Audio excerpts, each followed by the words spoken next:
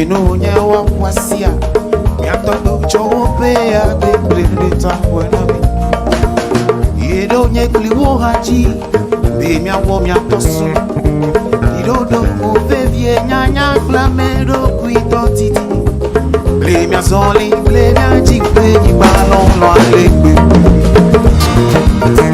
anyeba be yo anyeba be aleke bele sigwe ke mianoda anyeba be yo anyeba be aleke leke bele go sigwe ke mianoda mejola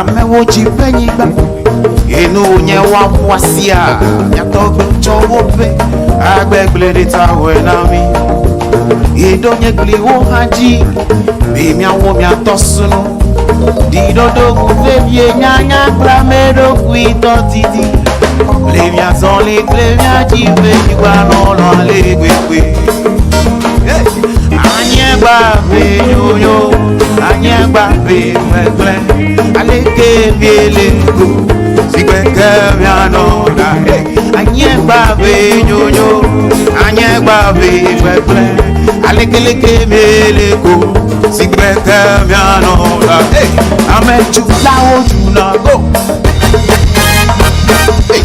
ameko lawo bona Kusike never ya inane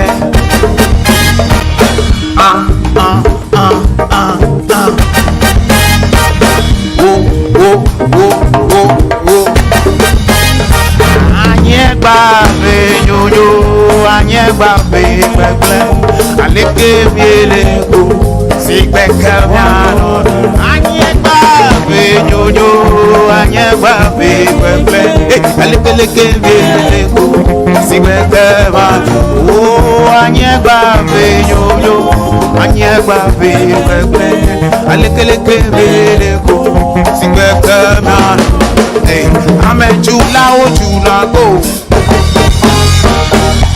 amekola kona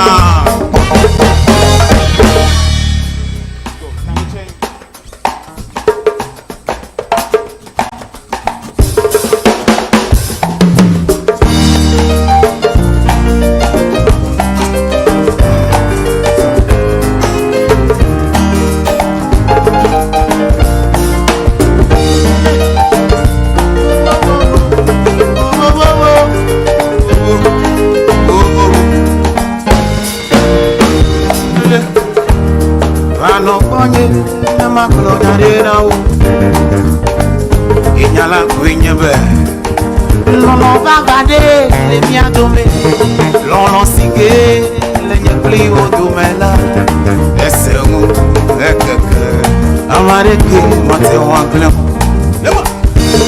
Mano konye na makolo nyade na o Inyala kwenyebe Ekawo tokede le miadome Ekawo wosike le nyekli odomela Esengu wekeke amareke matewa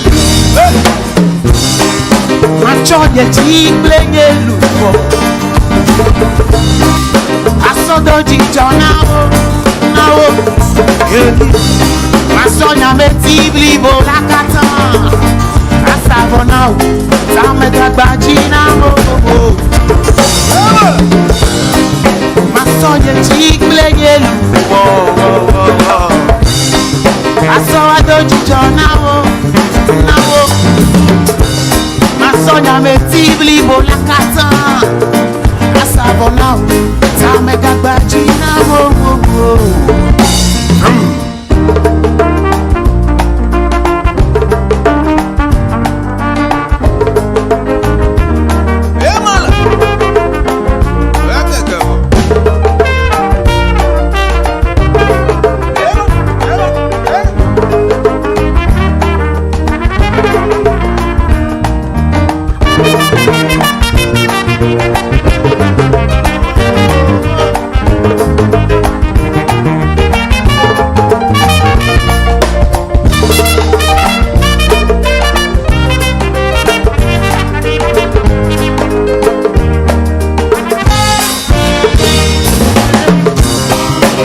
sonye chiklengenu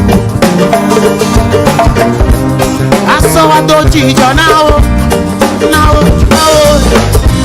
masonya metibli bola kata asabonao la megagba jina wo machonye chiklengenu asowa doji jonao nao masonya metibli bola kata asabona la megagba jina wo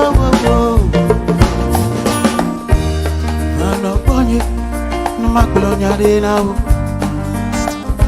Yala Quinyabe, Lolo Papa de, Lemia Dome, Lolo Sike, Nekliku Domela, Essemu, Wekaka, Amareki, Matewan, Vano Ponye, Maklonya de now, Yala Quinyabe, they come over to get it, Lemia Dome. Deka wo sike lenye kliwo to mela esengu eseke amarete matewa leon check you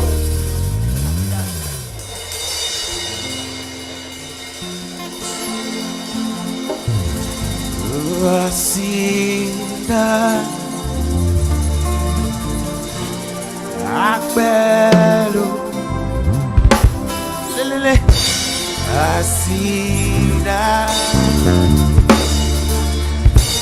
akbelo makowoka takle akbelo mawoga wodeka no la moya wanyoye ha pressure son fifi bombe makowoka takle akbelo otuta korenye yepega me yesu yo Maoula yami il avait hey mais si on en a moi yami l'ona oh Maoula yami il avait mais si on en a moi yami l'ona ako kata play akbelo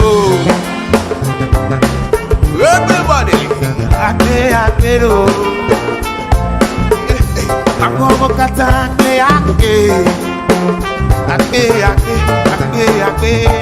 akbelo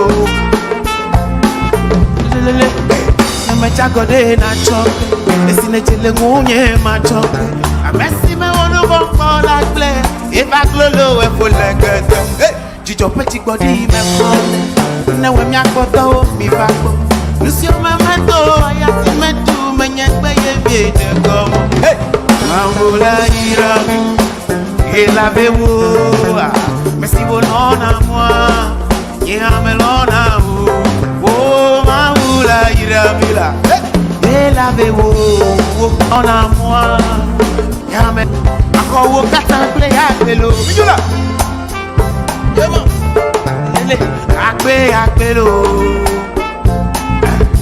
ako kata play akbelo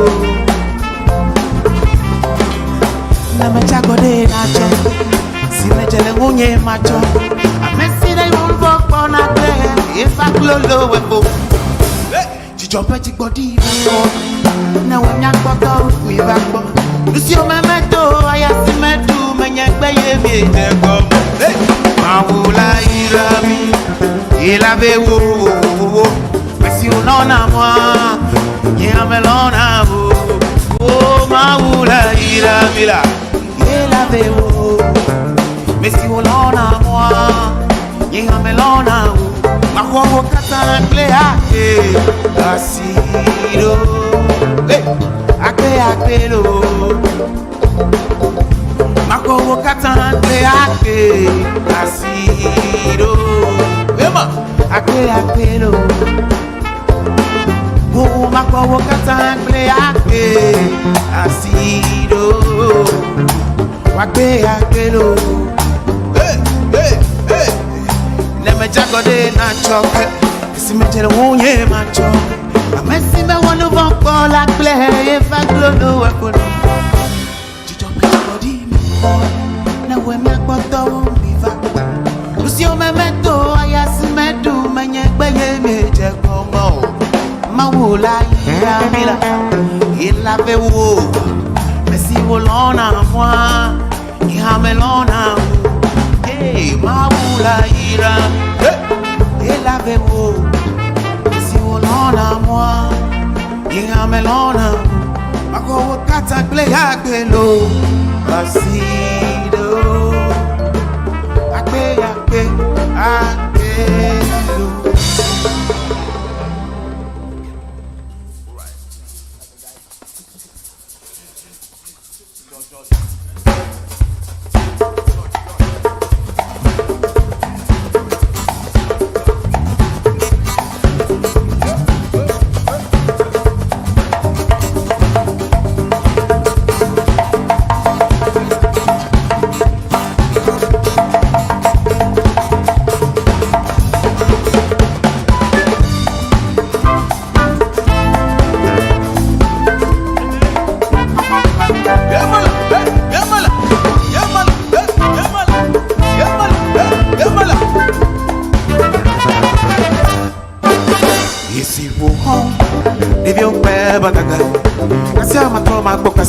So on toy malo, yesi bo home.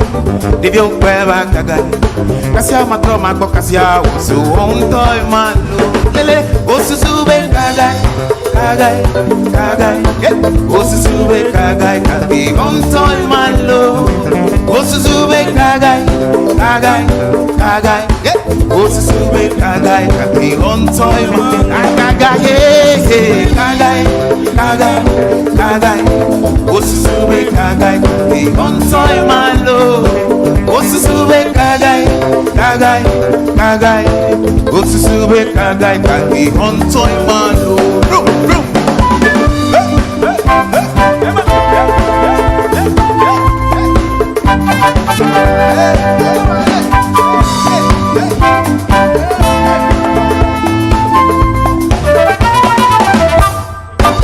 Yes, you home. They don't wear back again. Kasia matoma kasia so on toy malo. Yes, you home. They don't wear back again. Kasia matoma kasia so on toy malo. Lele, osusube kagai, kagai, kagai.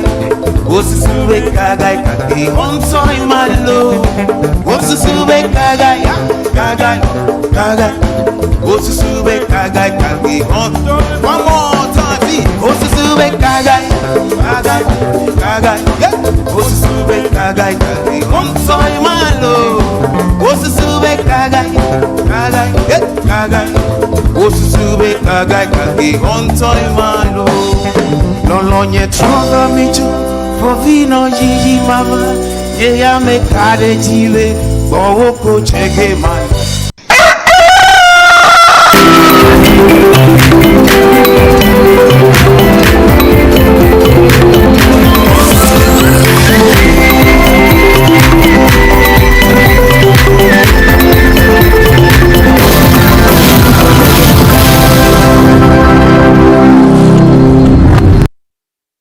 Good morning, guys. It's a beautiful Friday morning and you are welcome to Breakfast Daily. And as you already know, every Friday the show is packed, starts up with some music to get us pumped up, and we'll be taking you from now till 11 a.m. My name is Chris Carter. My name is Philip Nihilachi. I like your outfit. You are wearing faith. Yeah, it's actually a Ghanaian band. Yeah, telling us that we should have faith. Yeah, that's nice. Yeah, that's nice. to the World Cup. Yeah.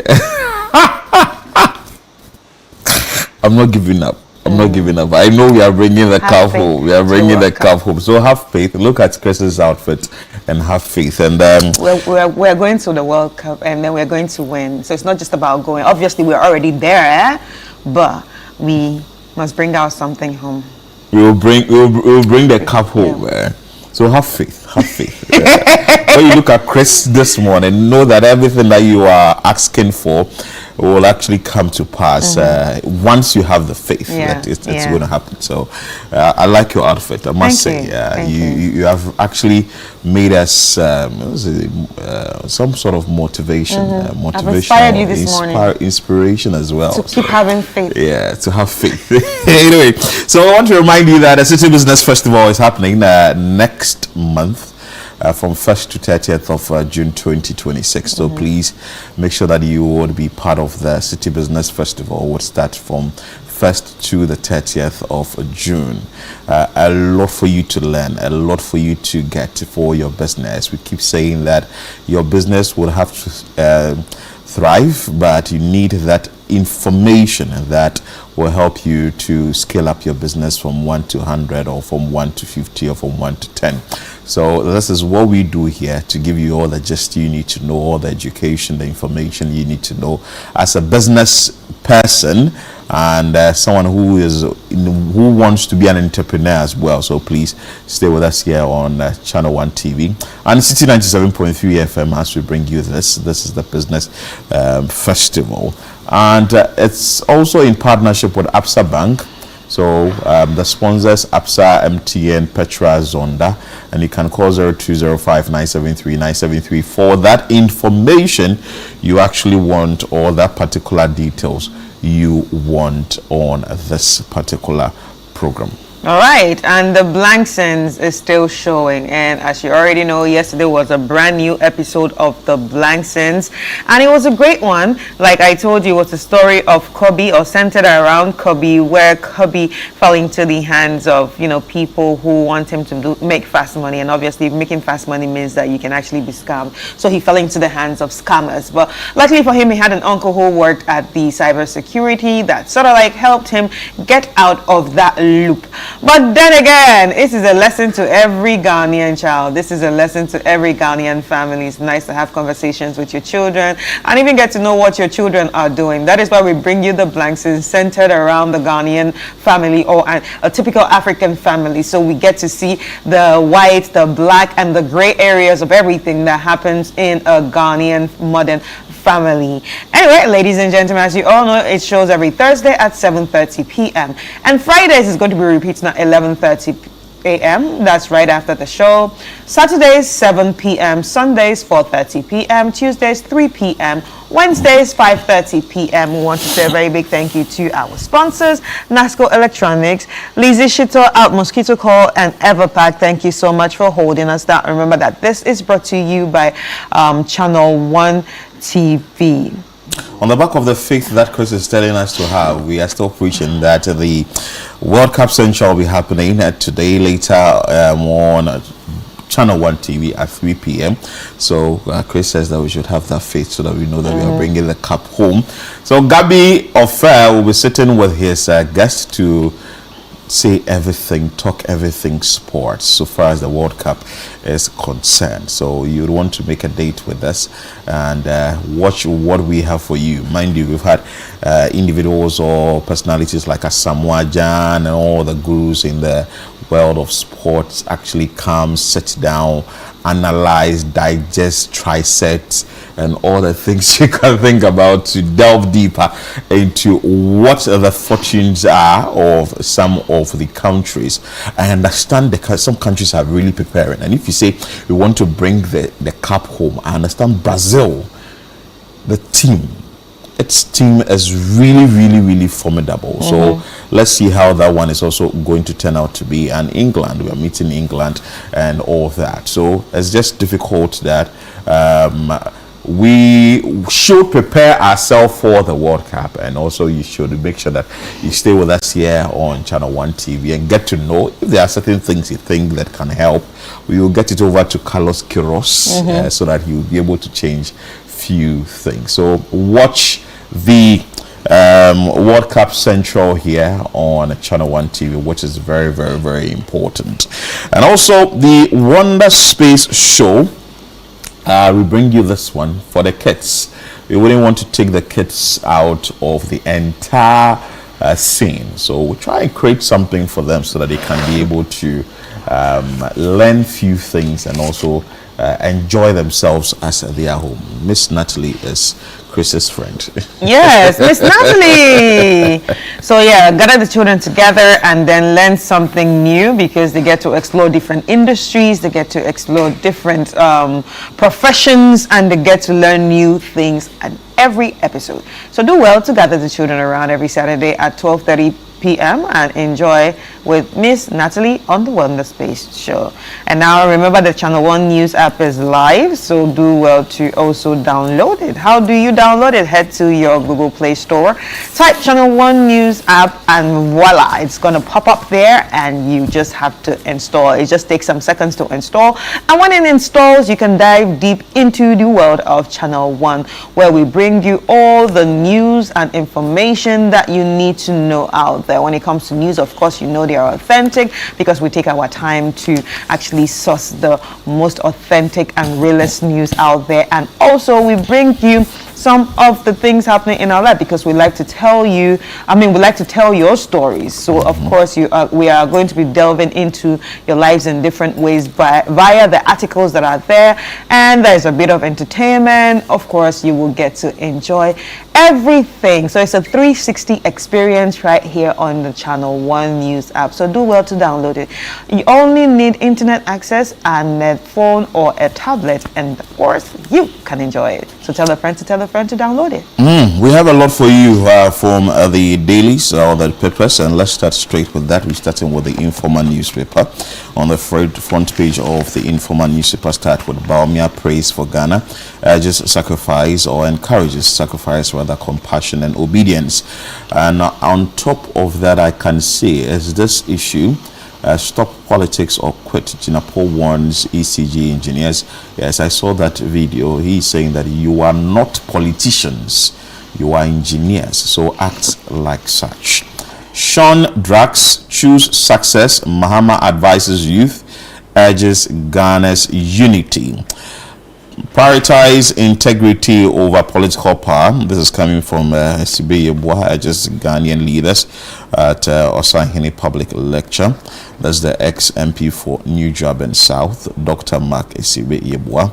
Reverend Thompson, elected Christian Council chairman, and the Reverend Enoch Na Thompson's picture is there.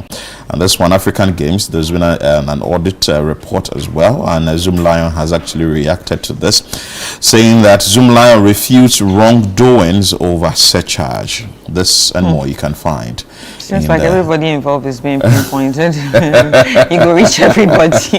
As long as you're a part of it, your name will be called in it. All right, so let's check out what's in front of the Chronicle. In front of the Chronicle, we have Okujeto Ablakwa dodging KON's RTI request. And Adamos reacts. Publications were reckless and misleading. Extortion at tertiary SHS. Parents forced to pay 4,000 Ghana cedis on approved fees. Heath Gold fails to invest $20 million in Prestia Bogoso economy. Ecclesiastic 7:7. Extortion turns a wise person into a fool, and a bribe corrupts the heart. And this has to do with the extortion at the tertiary SHS. Interesting. The front page of the Ghanaian Times starts with at CEO Summit, President Mahama courts private sector to drive growth. You can see page 2 for that. And also, shoe manufacturers appeal for government intervention to avert collapse. This is very important because we need to really produce these shoes or manufacture these shoes in Ghana. We have to revamp that industry as well. And 6 arrested over murder of 45-year-old man at Gura in Pesia, if I got the name right. Clear structures blocking waterways. Minister orders MMDAs, and it's getting worse in Accra. You go to places where they are getting flooded, you can see that people have built in waterways, and you ask yourself, how did you buy the land at all? And you want to stop the place from flooding. Everybody wants to stay in Accra. Every land that is sold to you, you would want to stay there. That agenda of the president to move to have a second capital should actually happen. We should actually move the capital maybe part of it from Accra. I know in Nigeria there's Lagos and there is Abuja. Yeah, it also happened the same way where Lagos was becoming overcrowded and they now had to wake up one day and decided to change it to Abuja. So now Abuja became the focus point of more development and more business dealing. So it divided the people. Wow. Yeah. Wow. What of Port Harcourt? Port Harcourt. Port Harcourt. So Port Harcourt is it also a developed place? It's very developed actually. Okay. Yeah. The place I want to go is Banana what? Banana Island. Banana Island is in Lagos. Okay. So you still want to be in Lagos? Anyway, that's fine. All right, so let's check out the front page of the Herald. On the front page of the Herald, we have Atebubu murdered. Probe exposes jail-based criminal network under prison service. Exim Bank urged to focus on industrial growth and revival. 60,000 jobs at stake if excessive recovery efforts fail. NPP communicator hides Akufo-Addo and Jinapur's role in petition to strike against the mine deal. Anti-xenophobic anger grows against Goldfields, Ghana's Takwa mine operation. Franklin Kujo called Kofi Bentil, Kweku Menu, bare feet at the government. And this is not just only them, like everyone on social media, it's even pointing fingers at, the Goldfields because of, what's happening in South Africa. Since it's a South African company, everybody's now calling out the government to please shut them out. No, we don't want them in the country again. If this is what's going to be happening from their country, so we don't want them in the country again. So I saw a story of Nigerians also trying to evacuate their I think citizens. They should do that next week. And I don't know how South Africa is going to look like. Now, I heard Julius Malema actually say that now that Ghanaians have left South Africa, 300 Ghanaians have left South Africa, the first batch have left. Has it created 300 jobs? Has it created 300 jobs? I still don't understand that. See, I'm in my house and you would find a stranger come to my house. As how I will actually carry myself as the homeowner could tell how a stranger can take the opportunities away from me. You may not have tapped into the opportunities that you have in your country. Yeah, I think in most countries that react like this, it's the same story everywhere. Exactly. In England, it's the same story. In other countries that are also doing the same, it's the same stories. People come from Cambodia. People come from other countries. Did you see a statement from Cambodia? I saw it. So I'm asking myself, what is really in Cambodia? When I read about Cambodia, it's a lower middle income country. No, but there are a lot of Africans going there. Why? Because of opportunities. What are the opportunities there? I think selling there. What are they selling? Just like how they come in, let me talk about Nigerians. So just like how they come into China it's an Asian continent. It's an Asian country just to buy and sell. There are people doing the same thing there. Spare parts, there are people doing the same thing there. Yeah. So it's easier for you to go get those things maybe at cheaper prices and then sell them here. And then with that, you see people, slowly migrating into those countries and then probably creating families and then marrying their women or marrying their men. So that's that's how they just integrate. Well, maybe some sort of policies should be attached to this, or there should be rules and regulations and even you don't go there as an illegal immigrant because the foreign affairs minister, we will read that the ministry has actually the high commissioner in South Africa has cleared the air that the 300 that were evacuated to the country had about 80% of them had legal documents to actually work in South Africa. Well, you see, South Africa, I think the South Africans that are in charge of this Afrophobic and xenophobic attacks on other African countries honestly just came up with a lot of lies too, because they said among those 300 it's only 10 people or 30 people that had papers, but at the end of the day I think they're just stirring up their own on their own conversation or stirring up lies for people to actually believe why they are doing what they are doing. Like you said, or Malema said, now that 300 people have left, have they created jobs? 300 jobs. It's just people looting for now. They're still looting. And I've seen students also joining. Students have also joined, and that is such a bad thing happening there. If children have started attacking themselves in schools, that is a very dangerous thing. Anyway, let's go ahead. All right, so let's go ahead. GIPC unveils Ghana as West Africa's top investment hub, and SNIT management showcases new residential properties across Accra. So on the Daily Guide newspaper, the front page, remand bail conditions being abused. This is coming from Muntaka. Court of Appeal grants Edubuahin access to national security files. So you can see Kwabena Edubuahin's photo there. Growing public distrust and political leadership threats to democracy. This is coming from Dr. Marcus Ibeyeboa. Galamsey pit swallows 4. And you can see there the body of some of the deceased, the dead bodies after they were found. Ghanaians, others ordered to leave Cambodia. Yes, so you can see page 6 for that. Let me just read that story before we go into the online portals, if you will permit me briefly. And this one says that Ghanaian and other African nationals living in the Kingdom of Cambodia have been ordered to leave the country by the end of May 31, 2026.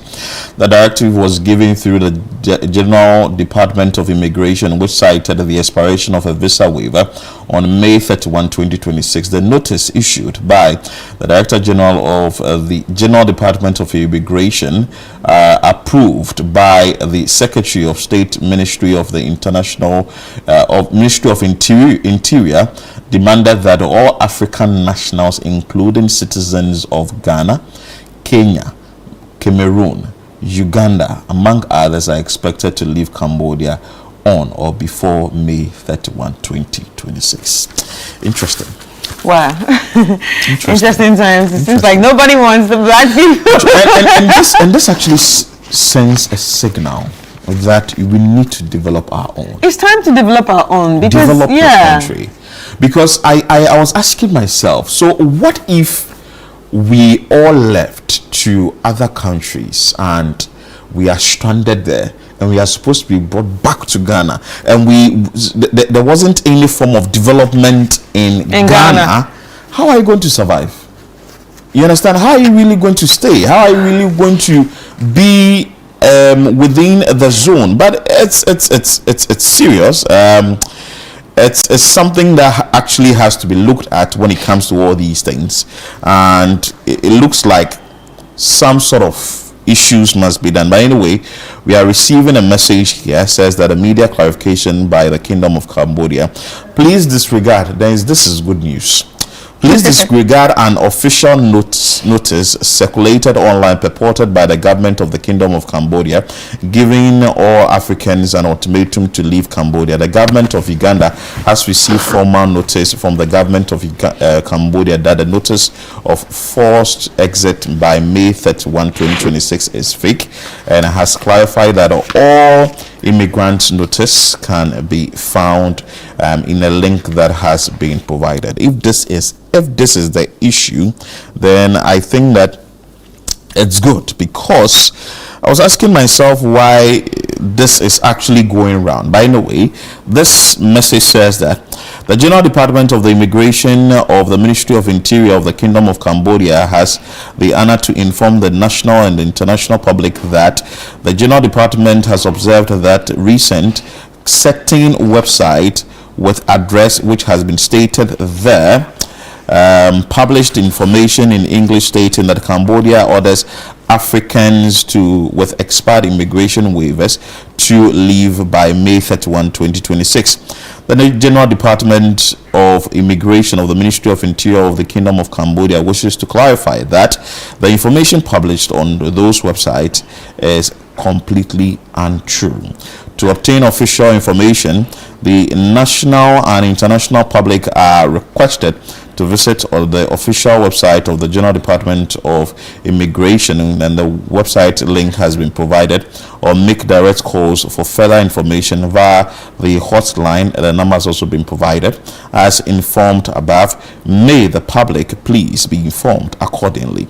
So I'm sure you would find these things too on social media that will clarify because I really don't know why people will actually also go in there and also bring out such a report if it's not true. But I also think that there could be an iota of truth in there. I don't know. No, but there could be, and later maybe we have to clear the air. Well, I think I'm playing the devil's advocate. I think there could be an iota of truth because underline the word "could." Because the same thing is happening in England, where they do not want immigrants. Yes. They say immigrants are taking their jobs. The same thing is happening in Spain, where they do not want immigrants, where they say immigrants are taking their jobs. And for me, it's not about the jobs. For me, I'm more concerned about how we behave in other people's countries.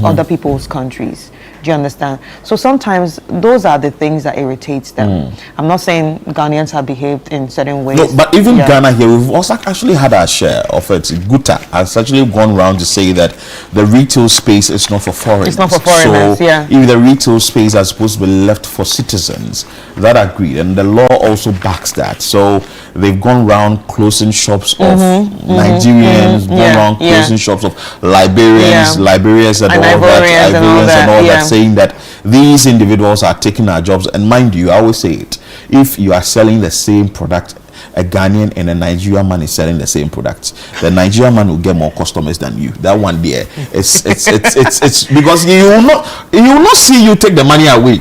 Yeah. You say, Oga, this thing where you know one buy now, it be 15 CDs. So, but I get 8 CDs you own. You go, you definitely make sure that he'll give you one that will suit you. And because I have experienced them before, and these Nigerians will also go to the extent of not begging you, but persuading you.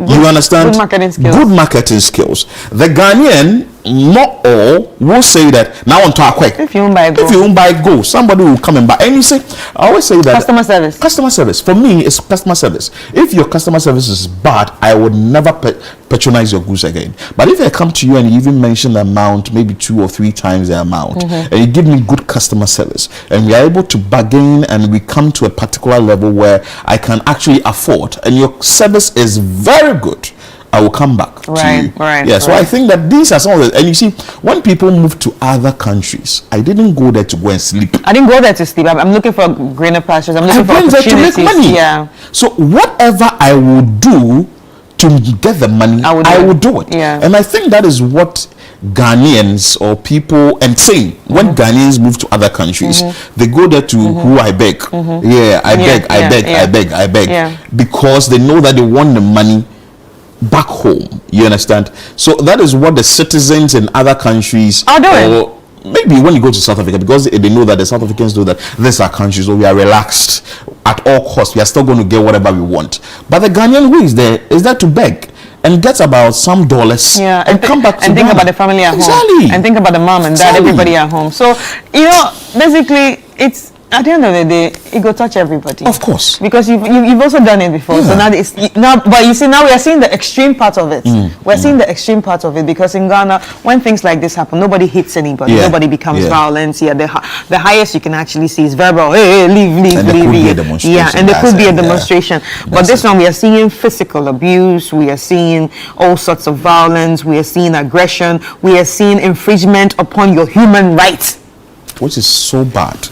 And we like the fact that the South African authorities have actually waded into the conversation and trying to talk about it. Please, they took too long. They took too long? They took too long, because when things like this were happening, the police was right there and watching. Nothing happened.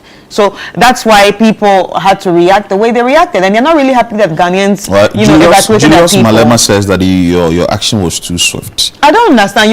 Is it still someone loses their life, then you tell us, okay, now you can move the people? It says you evacuated the people too fast. Anyway, let me look at the News Center. The News Center, on the front page of the News Center, which is the last paper, we have emergency care gaps exposed. woes. Experts blame poor funding, weak management, and fragile patients' protection. Ghana has only 150 weather stations at 600 required, and this is by the Ghana GMET, sorry. Prosecute chiefs selling lands in waterways. This is by the Manche. Yeah. Very, very important. Africa must tell the mobile money success story. This is by Nanatunde Davis, Senior Manager of Enterprise Risks, MMFL, Regulatory Risks and Compliance. Beautiful. So we get to the online portals now, and we start with this one from the Catholic Bishops Conference. Is it a city? Yes, citynewsroom.com. Start with, don't react emotionally. Catholic bishops on South Africa tension. They waded into the entire conversation. Renowned educator. Wait, are they telling us not to react emotionally? You read the story. It's to be hard not to. Well, it says that has called for calm. Yeah, amid rising xenophobic tension in South Africa and retaliatory calls by some Ghanaians. Yeah, you know that some people would try and take action. So, but it's clearly hard not to, because. But don't take. Did you action. see what happened to Mrs. Akufo, the woman that was beaten? I've seen it. She's not even related to me, but I'm boiling. I think that the retaliation will not serve.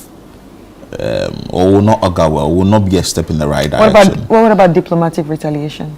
Let's leave it for the government to decide. For all you know, there are investors also in the country that, like they said, they're also coming from South Africa. So you wouldn't want to take it to the extreme where you see you are entrenched ends, or you are taking entrenched positions, and you see there's going to be a tension somewhere. Well, yeah. Yeah. So you know, but KOD also said something about that yesterday. What did he say? He said that no Ghanaian is going to retaliate against any South Africans. Exactly. The South Africans are going to live peacefully here, especially for the fact that if we say we are opening the doors to the diasporans and other Africans, because Ghana is a gateway, you know, to Africa or of Africa, then if we are going to be the gateway, we do not have to be mean or, you know, retaliate in negative ways to the diaspora. In fact, every black person we should or look every into their African. conscience.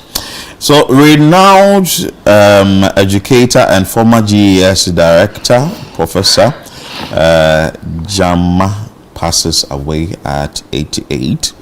Ghana to host repatriation summit on June 17. Government to introduce bill to reform Cocoa Board. Atuforsen has said that. Pope Leo, apology on slave trade is significant for healing. This is coming from John Dramani Mahama. Ghana will seek compensation for any seizure or seized businesses in South Africa. This is from Benjamin Kwashi, who is actually the ambassador there. He spoke on a City News this morning, the breakfast news this morning. Xenophobic issues in South Africa. Nigeria to evacuate citizens from South Africa next week. Let's see how that one turns out to be. Wager Dam spillage. I have been swimming for days. Jerry Ahmed Shai. When I saw this, I was like, "Hey, Jerry."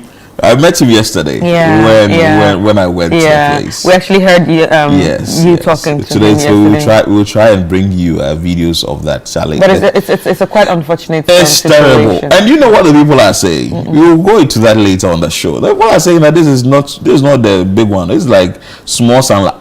This is like, I saw a lady was like, I'm going to Dansoma now. I'll come back when the water recedes. And I've actually put my and someone, one of the ladies. They're so used to it. They're so used to it.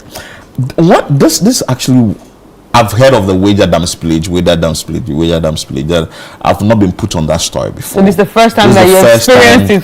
I was put on the story, and when I went to the area, the water got to above my knee level.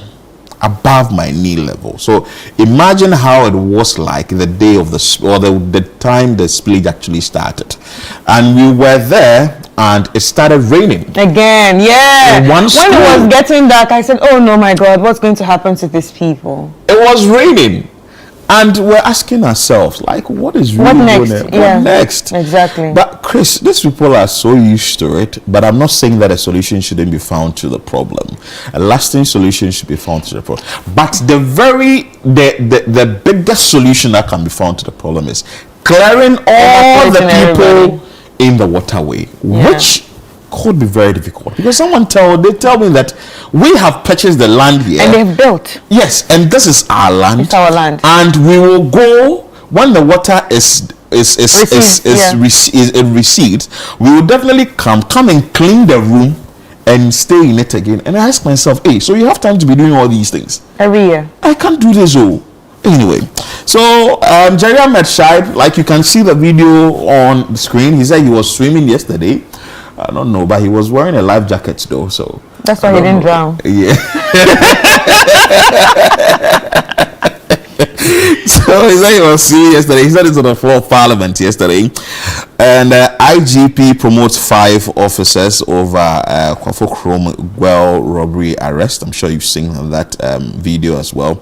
South Africa entrenched stands, forced evacuation of Ghanaians. This is coming from Benjamin Kwashi. All right, so let's head to channel1newsonline.com. Let's see what we have there. The big one here is remaining 500 Ghanaians in South Africa to be evacuated by June 3rd, and this is by the Ghanaian envoy. Channel 1 market price barometer, May 2026. Prices of iron rods, others drop as demand falls. We remand people anyhow, and this is by Muntaka, calling for reforms. IGP promotes 5 officers over swift arrest of Kwafo Krom Gwel robbery suspect. Did you see that video? Yes, I did. It was terrible. It was scary. It was terrible. It was I scary. really don't know what will be in your mind, and one day you wake up and you say you want to rob a fuel station. And you went there, and the gentleman, his name is Eben, the gentleman who took the key, went into one of the rooms, locked the room, and actually the colleagues were actually calling her to please open the door. Eben. No, you see, when you are in a certain situation, you can react anyhow. But I'm actually processing the trauma on these ladies. That's the thing. They'll be traumatized. Everybody will be traumatized, and trauma can lead to any sort of behavior. You might forget everybody, you might just lock yourself. And I'm told they attacked the security guard. And from the story I read and the statement the Ghana Police Service actually issued tells us that some of the individuals were attacked, and they were shooting to open the door. They shot several times to open the door. And I was also asking myself that the shop attendants that are sitting there watching a live robbery and bullet, like shooting incidents right in front of them. I think some sort of they need a psychologist to really take them through, because the trauma. I've actually seen someone experience a robbery incident, and the person didn't use the route again.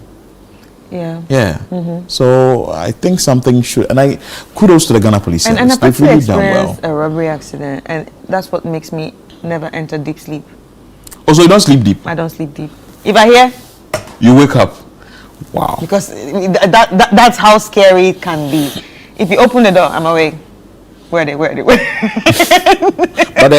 the mental health authority man was here recently. Yeah. You didn't tell him to take you through. Oh no, but I've spoken to a psychologist. I've tried. I've done all that. So what I do is, you see my siesta? Yeah. Very important. Oh, okay. I sleep. On the weekend, I sleep. You sleep. Yeah, that's so it's a space. That's why I have to sleep.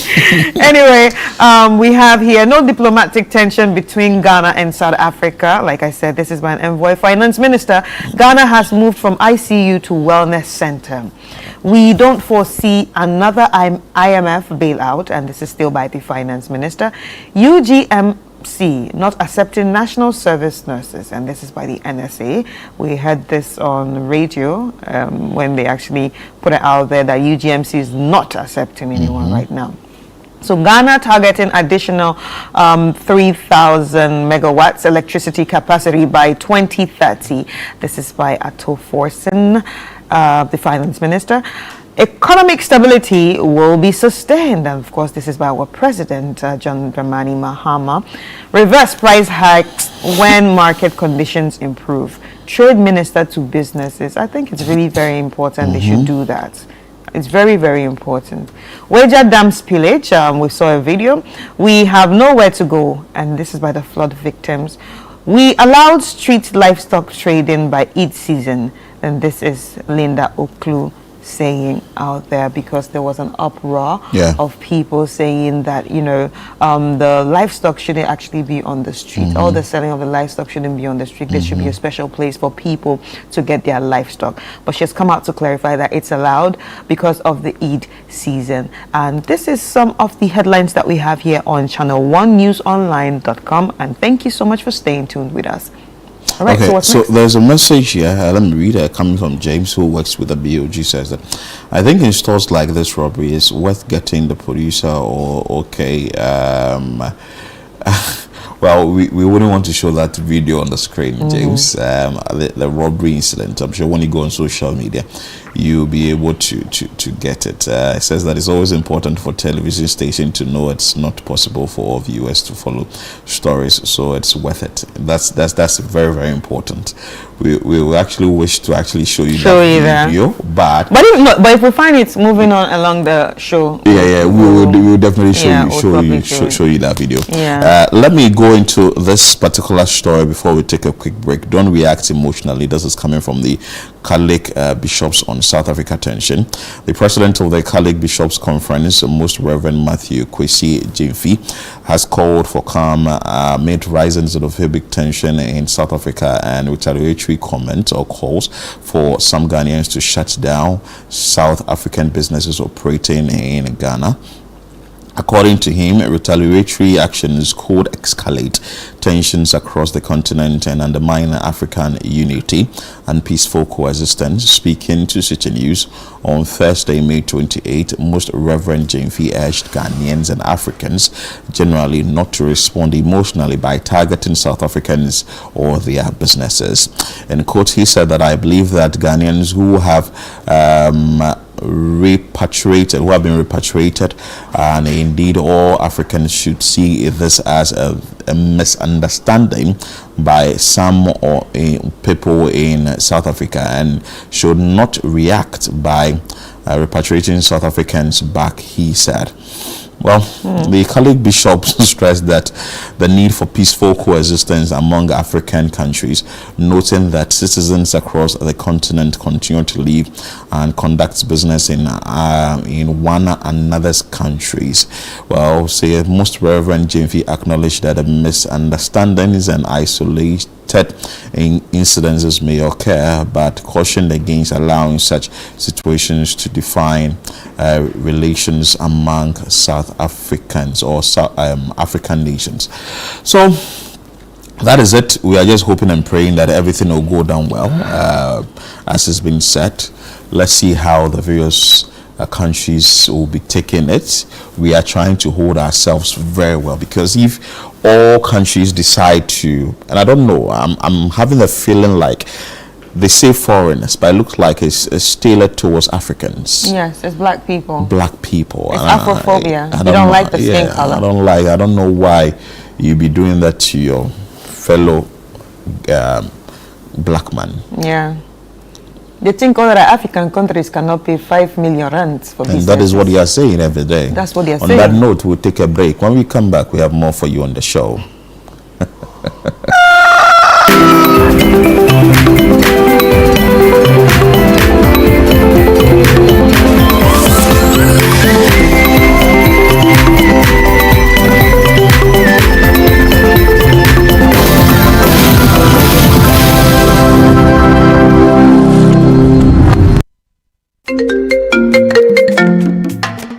Hello, my name is Pamela from Customer Service. Please revalidate your account by texting your Ghana card number to 0500,000 247. Abili, wabidim. Madam, give me the numbers behind your ATM card. I'm calling from the head office. An email was delivered across to our customers this morning. Confirm if this is your bank account. 100100100. Thanks for sending your bank card details. Send the OTP now to avoid cancellation. EcoBank will never call, email, send an SMS asking for your PIN, OTP, bank card, or Ghana card details. Don't get played. EcoBank, the Pan-African Bank. Hello, please, I'm calling from Customer Experience Center.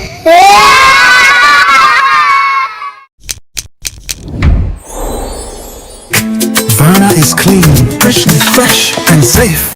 I'm holding my Verna bottle. No plastic seal, no worries.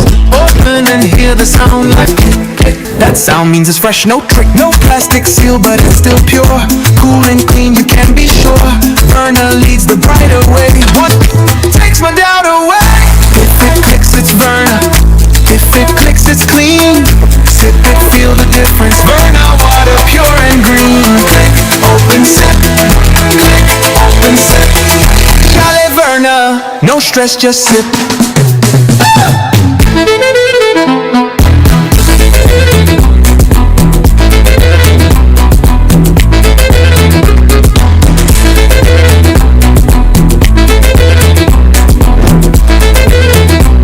Jolly Verna, no stress, just sip. This advert is FDA approved. Every day, we make choices. Some big, some small. What would you be doing today? I want this or... Every day, we make choices. And sometimes, choices that shape our hearts. Hi. Whether it's a long-term or short-term decision, the Lydia range gives you the power to truly decide.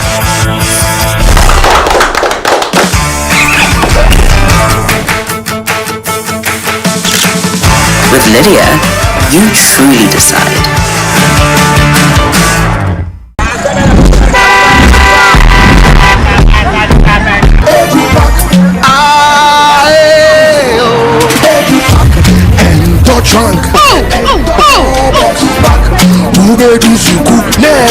This is the old way. Let me show you a new and a better way. EduPack. EduPack? Yes, EduPack.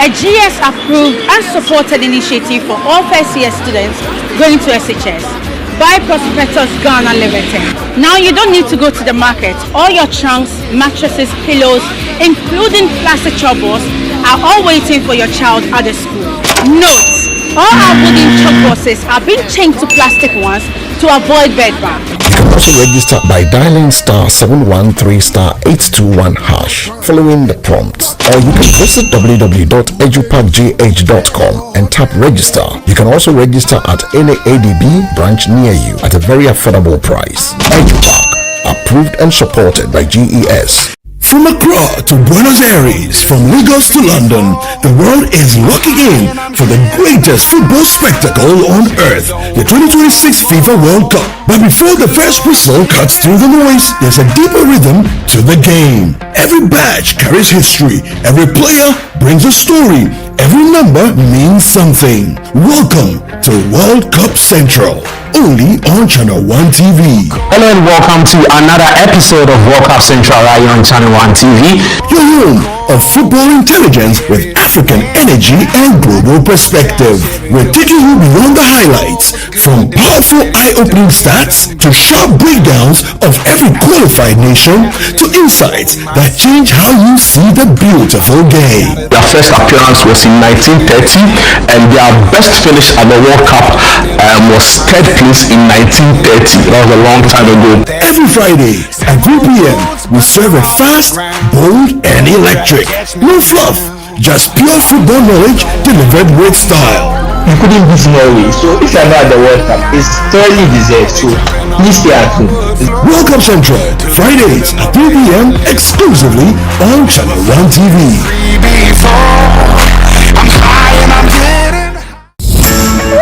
June is for business here at City FM and Channel 1 TV. This June, the ideas get bolder and the future of Ghanaian business takes center stage. Welcome to the City Business Festival 2026. For the entire month of June, 97.3 City FM and Channel 1 TV bring together the thinkers, builders, innovators, and dreamers shaping the future of enterprise in Ghana. From powerful business forums that spark meaningful conversations to insightful on-air discussions with industry leaders and change makers, to stories of resilience, innovation, and ambition from Ghanaian entrepreneurs. This is more than a festival. It is a movement of ideas, strategy, and impact. Whether you are starting small, scaling big, or simply dreaming of your next breakthrough, the City Business Festival is your platform to learn, connect, and grow. Join the on-air series every weekday at 9 a.m. on the City Breakfast Show on 97.3 City FM and at 11 a.m. with a repeat at 6 p.m. on Channel 1 TV. This June, let's challenge businesses. Let's refine ideas. Let's create impact. Call 0205-973-973 for further details. City Business Festival 2026, driving ideas into impact. The City Business Festival 2026 is powered by 97.3 City FM and Channel 1 TV in partnership with Absa Bank, and it's proudly sponsored by Absa Bank, MTN, Zondatech Ghana Limited, and Petra Trust.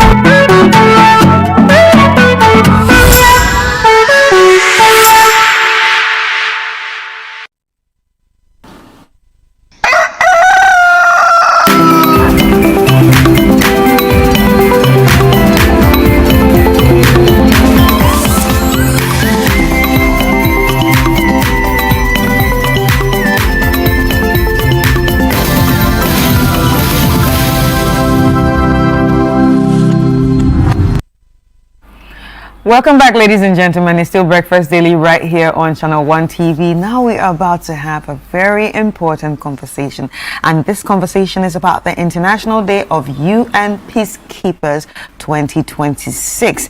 Well, in studio with us we have Justice Cornelius Amevo, Deputy Commissioner of the Ghana Immigration Service, Alberta Na Aku Ankra, Chief Superintendent of the Ghana Immigration Service. You are all welcome. Thank you. How are you doing? We're doing well. All right, so let's get straight into this. Why are we celebrating, or why is there a day put aside for the International Day of United Nations Peacekeepers? Yes, good morning once again to our viewers. Yeah.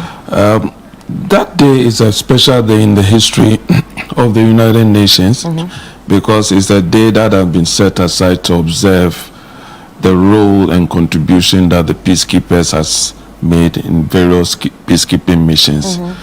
And it's also on that same day, May 29, 1948, the UN General Assembly Resolution 57/129 also dedicated that day in the year 2002 to be observed as a UN Peacekeeping Day. And on that day, we're going to honor and celebrate our fallen heroes. For the past 8 decades, we have over 4,400 peacekeepers that has lost their life. And last year alone, in 2025, we had about 66 peacekeepers that lost their life, including one Ghanaian military personnel called WO1 Georgia Nim. So that day also marks the first mission of the United Nations peacekeeping that was deployed into Palestine. So it's a very special day in the history of the UN. And it's also a day that marks 3 main reasons. It's a day that these fallen heroes are remembered. It's a day also that we pay tribute to these fallen heroes. So a solemn wreath-laying ceremony is held at the UN headquarters, which is led by the UN Secretary General. Then it's also a time that we create the awareness for the continuous support and the commitment that UN peacekeepers, both military and civilians, would want to do in every peacekeeping mission to ensure that there's global peace and stability. All right. So the theme for this year's celebration is Invest in Peace. What does that mean to you, Alberta? Okay, so thank you very much, and thank you, your viewers. What I'll say is that the Invest in Peace is talking about the financial and then the commitment that the UN has played when it comes to institutions and other professionals and other UN components that come together to contribute to peacekeeping. So on this day, it's like we are, although we shouldn't see it as committing financially, but we should see it as our contribution to stability, peace, stability, so that this will also lead a long way to contribute effectively to UN mission, because currently about 1,930 people is the commitment Ghana has done to the UN mission. Oh, wow. Currently, yes. So 1,930 Ghanaians are actually peacekeepers currently. Wow. So this should tell you the commitment Ghana is doing when it comes to UN Day. And on this day, it's going to reaffirm our commitment to the UN when it comes to peacekeeping. Right. And Ghana stands as the 7th country when it comes to the contribution to the UN peacekeeping. Right. So talking about, Ghana having 1,030 people as part of the UN peacekeepers, what is their role? What do they do on a day-to-day basis as peacekeepers? Okay, so as peacekeepers, by Ghanaians, what we do is to protect civilians when it comes to peacekeeping. In Ghana? Not in Ghana, globally. Yeah. Wherever we find ourselves as peacekeepers, we protect civilians, and then we facilitate the humanitarian aid to people, and then also we ensure that we protect stability. We protect stability and then prevent escalation of the problems that exist. Yes. Yeah. Wow, that's interesting. Now, what? I would like to add up to what she said. One main issue too is that we also want to ensure that we promote the peace agreements that have been signed. So if the UN peacekeepers are always in the mission area, they ensure that whatever peace agreement that the warring factions or the factions that have been in conflict have signed is preserved, so that nobody goes against whatever peace agreement that has been signed. Right. But what principles actually guides, the peacekeeping operation when it comes to the standard of conduct? What's the standard of conduct a peacekeeper should actually have? Yes. In the first place, before peacekeepers are deployed to any country, there should be the consent of the country in which they are being deployed. Yeah. So once the parties that are in the conflict have agreed for the presence of peacekeepers, then peacekeepers can be deployed to that region. Then secondly, they should be impartial. They should be more professional in they shouldn't look as if they are supporting one side against the other, because they are a neutral body that have been deployed to ensure that peace prevails.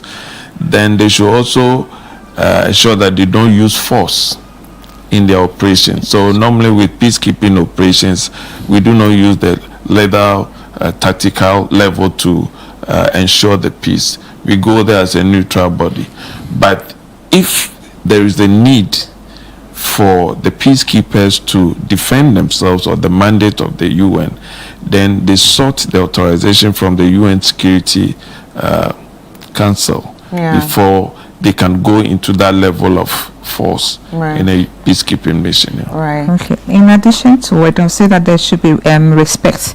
So we should respect the laws of the country. We should respect their customs and their cultural differences, so that we will understand how we should operate professionally. Because as UN peacekeepers, when you are operating on professionalism and your dedication to the work, so you should ensure that we respect what is on the ground. And also with the UN, for instance, when it comes to, we call it C, that's sexual exploitation. They take very good note on that one. And then if any UN personnel is found in any of these things, the person can be punished based on that. Wow. So now on this day, May 29th, what are some of the activities that will be planned that day, that you've actually planned that day to commemorate this International Day of United Nations Peacekeepers? Yes, on that day at the New York level, the Secretary General will be leading a solemn wreath-laying ceremony where the fallen heroes of 2025 would be posthumously awarded the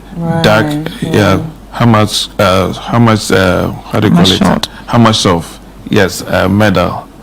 So on that day, that will be the event that will be taking place in New York. But in Ghana, there will be a flag raising ceremony, and then in attendance will be the president and then the Minister of Foreign Affairs, Ministry of Interior, and the UN component and all other security agencies will be part of the ceremony. And this is where they reaffirm all the commitments between Ghana and the UN peacekeeping will take place again. Wow, that's interesting. But now you're the immigration. How does the immigration come to play in all this? Anyway, immigration was deployed in peacekeeping. Oh, I thought it was only soldiers. No, we had a stint of the UN peacekeeping mission in Liberia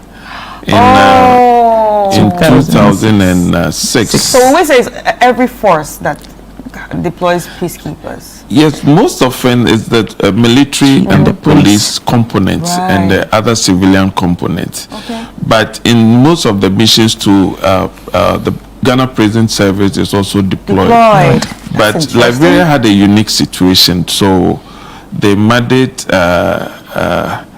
was such that they had to deploy immigration personnel into the U.S. peacekeeping. So we had immigration officers from Ghana, from Nigeria, from Gambia, then Kenya, and Uganda, and they formed the contingent in Liberia because the mandate was under the security sector reform, where we had to assist in the reform of the security sector, and we were assisting in the reform of the then Bureau of Immigration and Naturalization, now called the Liberian Immigration Service. So we played the role of advising, training, mentoring, and monitoring in the mission in Liberia. Wow. So the first mission for immigration service started in 2006, and then I think the last group was in 2016, whereby even the mission itself, where the UN handed over its full security after all that we have done to the Liberia immigration, or the country as a whole in 2018. Wow. So that is how come immigration also came on board. That's very interesting. That's very, very interesting. Well done. Well done. Any final message to the viewers? Yes, my final message to the viewers is that we all need to invest in peace, and that this is a call on all member states, regional bodies, global institutions, CSOs, individuals who want to invest in peace, because once there's peace anywhere, there's peace everywhere. So that would be my short and final message for viewers. Right, Alberta? Once there is peace, there's peace everywhere. So as Ghanaians, what I'll say is that we need to ensure that the peace we enjoy, we'll still enjoy. And then also, as Ghanaians, we should still continue to contribute our quota to the UN peacekeeping. And I'm sure that will go a long way to bring stability everywhere. Thank you. Thank you so much. This was a very, very insightful conversation. Now I've learned that yes, the immigration can also be part of the peacekeepers. This is very, very interesting. Thank you so much. All right, so there you have it, and it's been a conversation about International Day of UN Peacekeepers 2026, which is today. So wherever you are, please remember the fallen heroes. Pay your respects to them, because these are people that have gone out there fought for there to be peace in different parts of the country. So please pay your respect to them. It could be 1 minute and nothing will happen if you do that. So please just do it. I want to say a very big thank you to Justice Cornelius Amevo, Deputy Commissioner at the Ghana Immigration Services, and Alberta Na Aku Ankra, Chief Superintendent at the Ghana Immigration Services. Thank you so much. And remember that the peace you enjoy here in Ghana, please let's keep it that way, because we don't want to hear anything. So wherever you are, please comport yourself and let's be peaceful citizens as usual. Let's take a quick break and then we'll be back with more.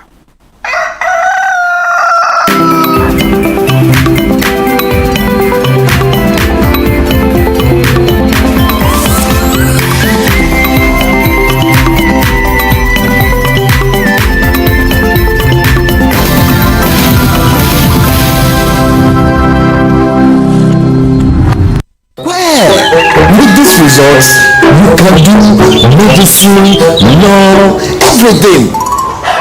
But uncle, are you sure? I am the Ministry of Education in this house. Ministry of what education? My daughter, do nursing. It's your best chance with this result. No, go business. Oh, please, what do you know? Can you even read? Go become YouTuber like me. Use Admissions Checker. Admissions Checker? Yes, Admissions Checker. Ghana's first university admissions hub. Just sign up at admissionschecker.com. Enter your WASI or NOVEC results. Choose your dream universities and programs and instantly find out exactly where you have the best chances of admission. Wow, what if I want scholarship abroad? Simple. Top scholarships are find opportunity too.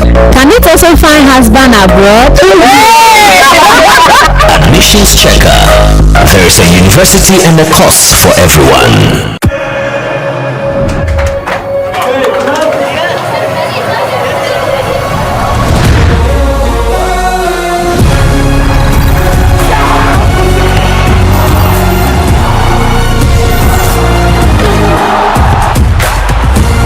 From 11 June to 19 July, everything can wait. The FIFA World Cup 2026. Catch all 104 matches from as little as 98 Ghana cedis live on SuperSport, only on GoTV. In my line of work, a confident smile is everything. Kel Charcoal Toothpaste keeps me on top of my game and ensures my smile is always radiant and bright. With the tiring nature of my job, we spend several hours under the scorching sun. To keep our teeth white and our breath fresh all the time, we use none other than Kel Charcoal Toothpaste. Kel Charcoal Toothpaste. You're on a Kessie and in a kit one. Somebody pending every year, some trust a property to a mammy man for Kel Charcoal's natural ingredients. And a bomb is silver buying, and manusring, no sense of Mama Hotel so it will beg you. Kel Charcoal Toothpaste.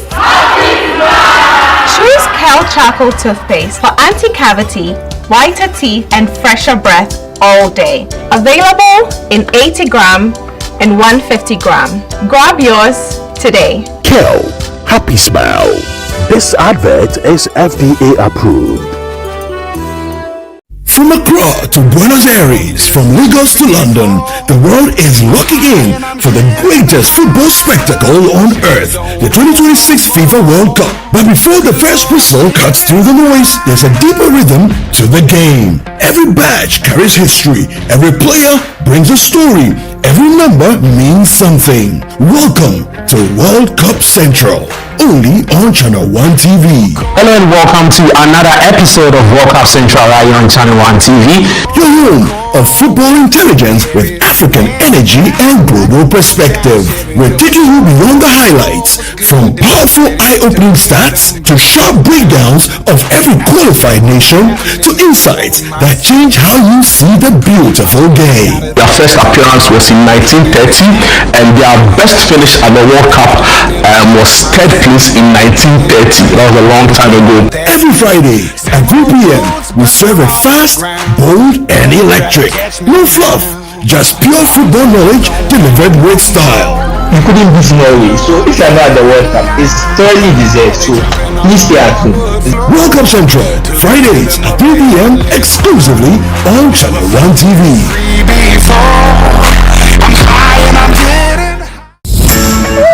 June is for business here at City FM and Channel 1 TV. This June, the ideas get bolder and the future of Ghanaian business takes center stage. Welcome to the City Business Festival 2026.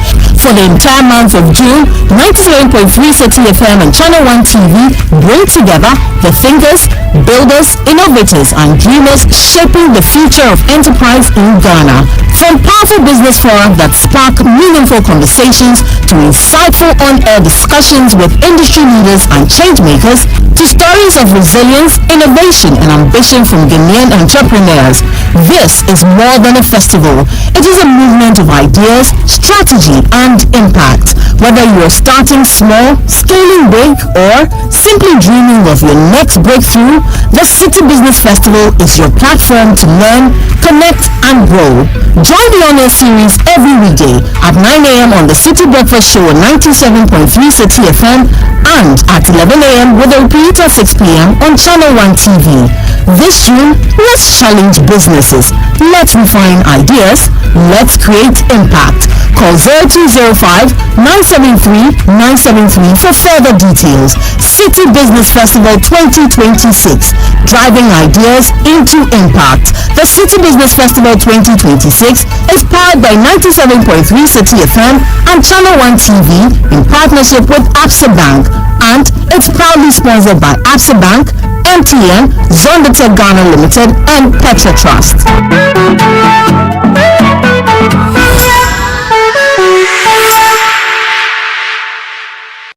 Charlie, the Friday is set. Let's get into the world of sports like never before. Join us every Friday at 7 p.m. on 97.3 City FM for Sports Panorama, your ultimate destination for all things sports. From the thrill of association football to the excitement of basketball, tennis, athletics, and even emerging sports, we cover it all. Whether it's the Premier League or the latest NBA showdown, we bring you the stories behind the stars. If you are going to be given this kind of treatment, then you need to be that guy. When I look at him play, he is not it. And don't miss the prayer of the rabbi.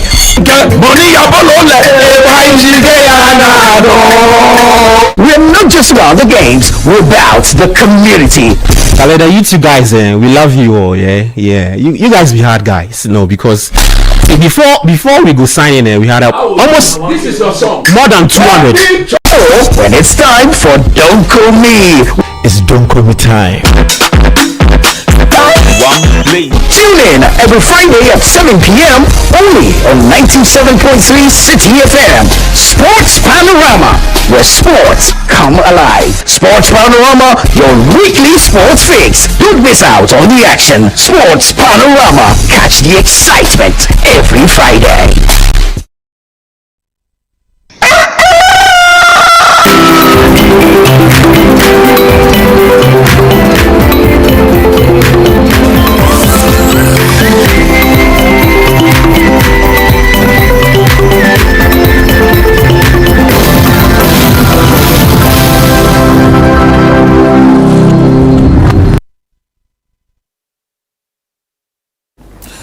Grateful that you stay with us here on Breakfast Daily on Channel 1 TV, and it's a Friday edition, and of course we bring you nothing but the best here, and by 11 we will say bye-bye to you. But Chris, yesterday I went to Wager. I left you in the studio. I should have actually gone with you so that you see what is happening on the grounds. Right. But we actually saw a glimpse of, what was actually happening, especially from the article we read. We saw some pictures, and we also saw some footage, some drone footage from what was happening there yesterday. But you experienced the whole thing. You put yourself inside the whole actually situation. swam with it. You swam with Jerry. Yeah. So I mean, you can tell us, how it was like. Yeah, it was bad. It was bad. My concern is also with the filth, or let's say refuse, sanitation, because of the water situation everywhere. Water is getting to everybody's home and all that. It's in refuse. It's just a total disaster. But we have a full version of what happened there yesterday when I went to the grounds. We will show you that so that you understand and appreciate what the residents are going through, and other top officials also visited the place or came to the place to actually sympathize with the affected victims. It's going to take place, because of the statement from the Ghana Water Limited is that at Wager has gotten to 48 feet and it's supposed to come down to 45 feet or below. That's the highest it goes, so 45 feet.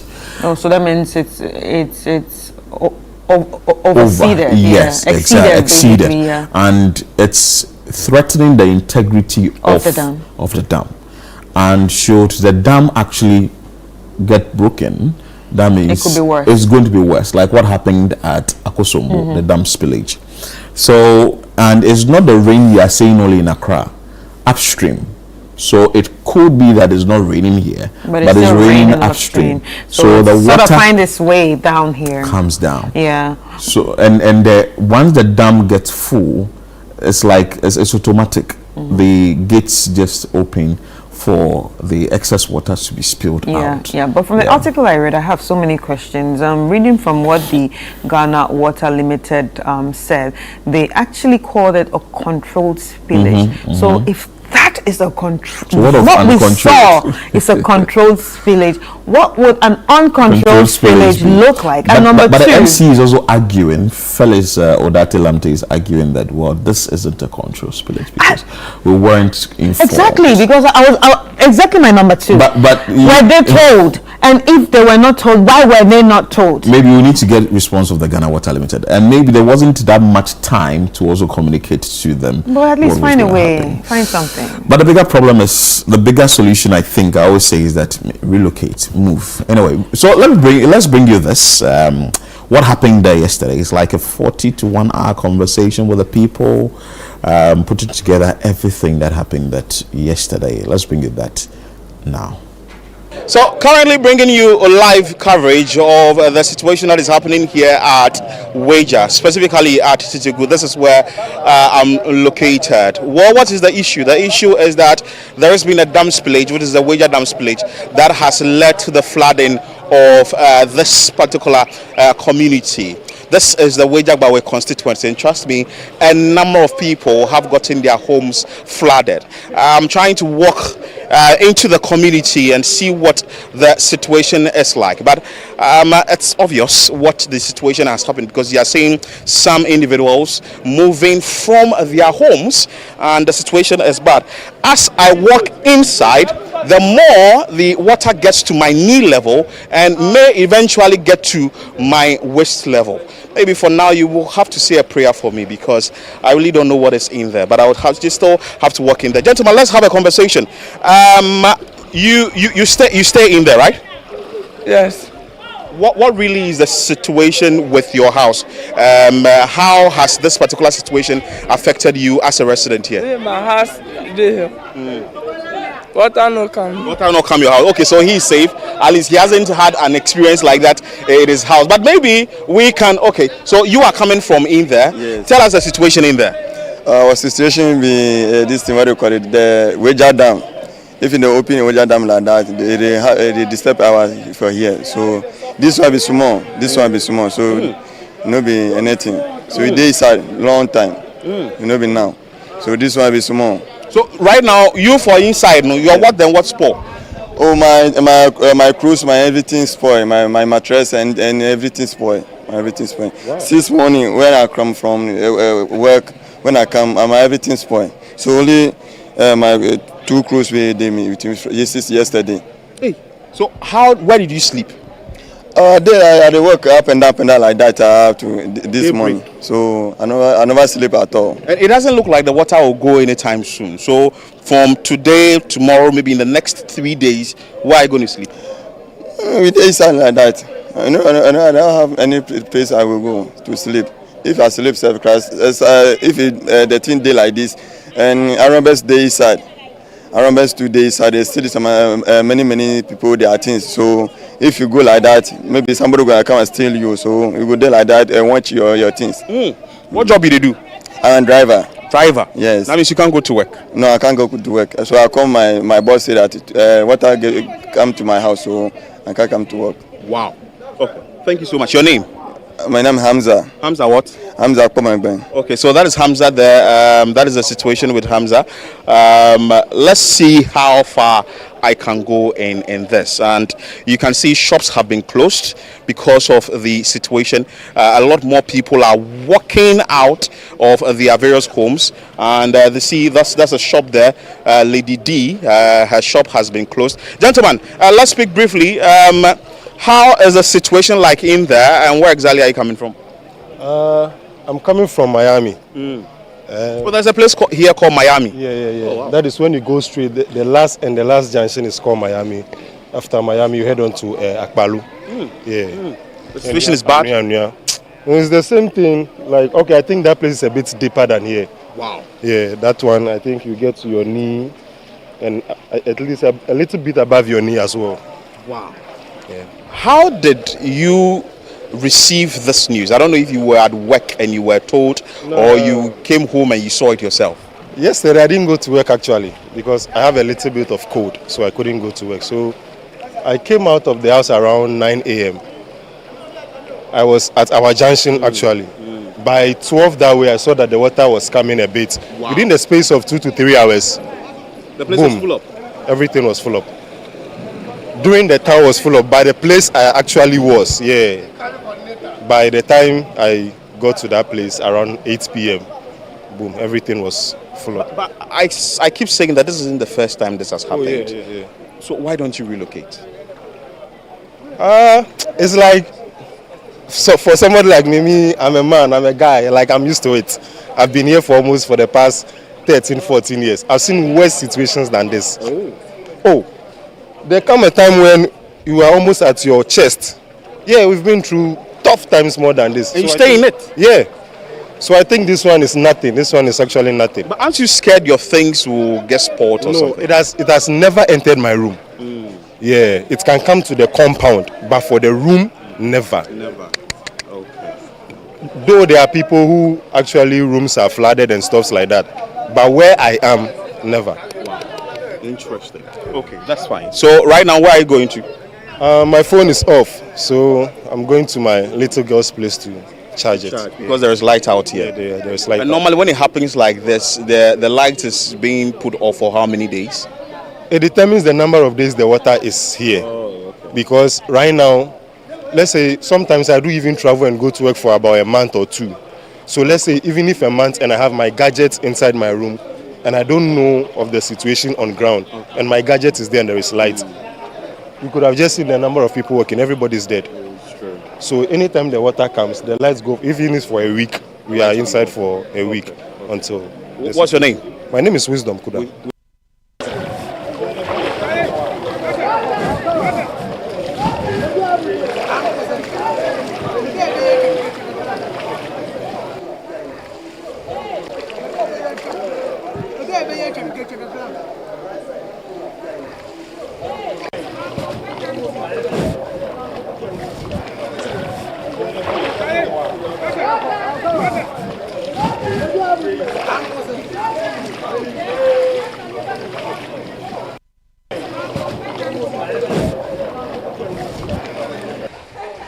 Still gauging the mood here at Wager, specifically at Titego. We've come to a school here, and of course, the situation has brought teaching and learning to a halt. So, school isn't in session. We are currently at Winners Way Academy here in Titego. I'll speak to one of the workers here and find out from her how the situation has been like, and also for how long does it take before these pupils or students will come back to school. Madam, if I was saying Sakpiti Eva. Okay. Oh yeah. Then I have Winners Way. Yeah, kitchen staff. We are kitchen staff. Are they SC and not school for no school? But Thursday night, Wednesday night, so you tell by now was school muha. So your time now soon and stand at your point in stone mana. I call an munanti coffee. Aye. That's no more be a wage dam. There be mumbie. It's the Oh, okay. Inti Endra, omo be away dam na eba na map on school dada. Endra the woman school. Woman school. Okay. Inti eba ne say mumba school for how many days? Like school? Cover 2 weeks. 2 weeks. Wow. Because na han na be free table nanti ye be twitwu hansa na yasaba school. Na won say books ni bi gugu abonten yen kwana kire o yen kwana kire me books na gugu abonten no and rana uyi books way class 5 oh okay enti books no ensure echo cupboard ndi say no mo che da mo ye dey see enti mo hata na mo san use ana tele oye hata ebi mu say na ya tuago ebi mu yi a na ya fa om enti eba ne sia say na esi ha mo amura ni school ana say na esi ha mo oh ha dripa nso ni dey higher cause 4 years ni sa mini me back to aka to form e higher pa nso ni dey higher me ndu ase e wo say me kom ma me ho voter wow na coming to meet na hasa na aha no kala 2 okay ba kuka de onya 90 na aha no from level bank or pim level bank class 5 copim class 5 oh ahon me mintia me beza say school no is it from nursery to JHS and I say from nursery to class 6 from nursery to form 3 na say in Japan say form 3 for no more than share dem cultural exams and say nko bibi musu sa mumba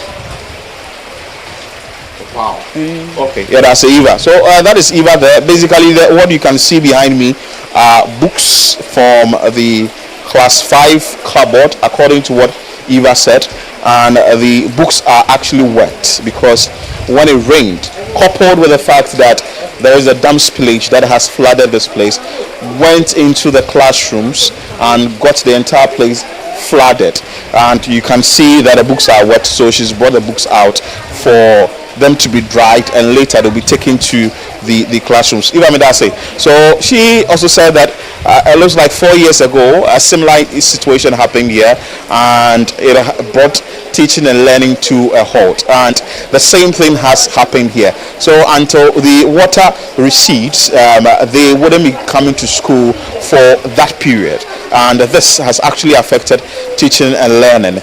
In your shots you also see that when you enter the various classrooms the classrooms are full. The water is in the classroom so certainly the students wouldn't be able to sit for teaching and learning to go on. The desks are in the water and all these things are having a toll on teaching and learning here at Winners Way. This is one of the schools we have actually seen here at Titegu. So we are bringing you live pictures of what is happening here at Titegu so far as the Wager Dam spillage is concerned and also the rains that are also the downpour that is actually happening in the capital is also having a toll on lives or properties, individuals within Wager. We bring you live pictures when we visit other places. Stay with us here on Breakfast Daily on Channel 1 TV as we bring you what you need to know here at Wager.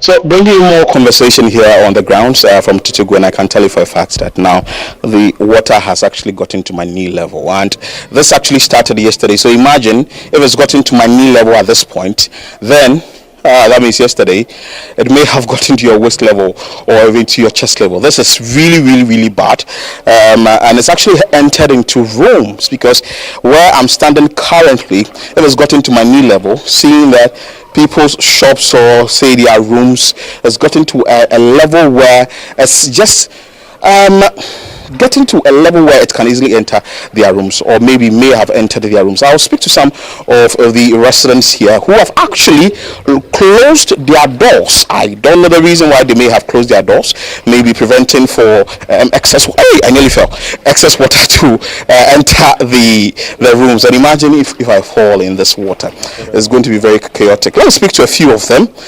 Mommy, How Tamaklo. Me be an oil. Oh, he be how many years? Only be eche. One no any no buying the king bang the ebute. Ebute see me fe. Ebute see me fe. Ebute chumin can be fan. Many school ne. Oh wow, this is school. Okay. Oh ni ebote o chumin kono fiano ingbote o fanote egu. Ye family nke ita nwe. Your twin. O fane. Wow. Well, in the budget, first time near Ibalinakai. How many times near Ibalinakai? Oh, near 4 years. Ne. 4 years. Ne. Well, 4 years ago, near Baminofi. What time in a canoe? What about your scene? Wow. So basically what she's saying is this actually happened some 4 years ago and it's happened again. But the big issue is they do not have anywhere to go, maybe to move to. And I can see the rings here coming in. If you can speak to him briefly, let's have a conversation briefly. He's also a resident here. Let me speak to him what exactly he is going through after the water actually filled up this entire place. What's your name? Joshua Auku. Yeah. Tell us about the situation. Yeah, please, the water there, when it comes, it worries us a lot, and we need a solution to it. Because when it comes like this, we suffer a lot. When our things get wet, then things, and we need a solution, please, so that we can also get somewhere to stay, so that we can benefit from it. But this isn't the first time it's happening. Yeah, this is not the first time. It's 4 years now that it came before. And it was worse than this. Yeah, but as for this one, it just came quickly. Yeah, without our notice. Okay. Yes. So we need a solution that we can get a place that we will stay, or either they will close the dam for us, so that we can go to our residence. Okay. Yeah. That's fine. Joshua, thank you so much. So let me enter this classroom. Maybe the cameraman can follow because it's raining. The rains are coming. We can enter the school, and it's really gotten worse. It's really gotten worse.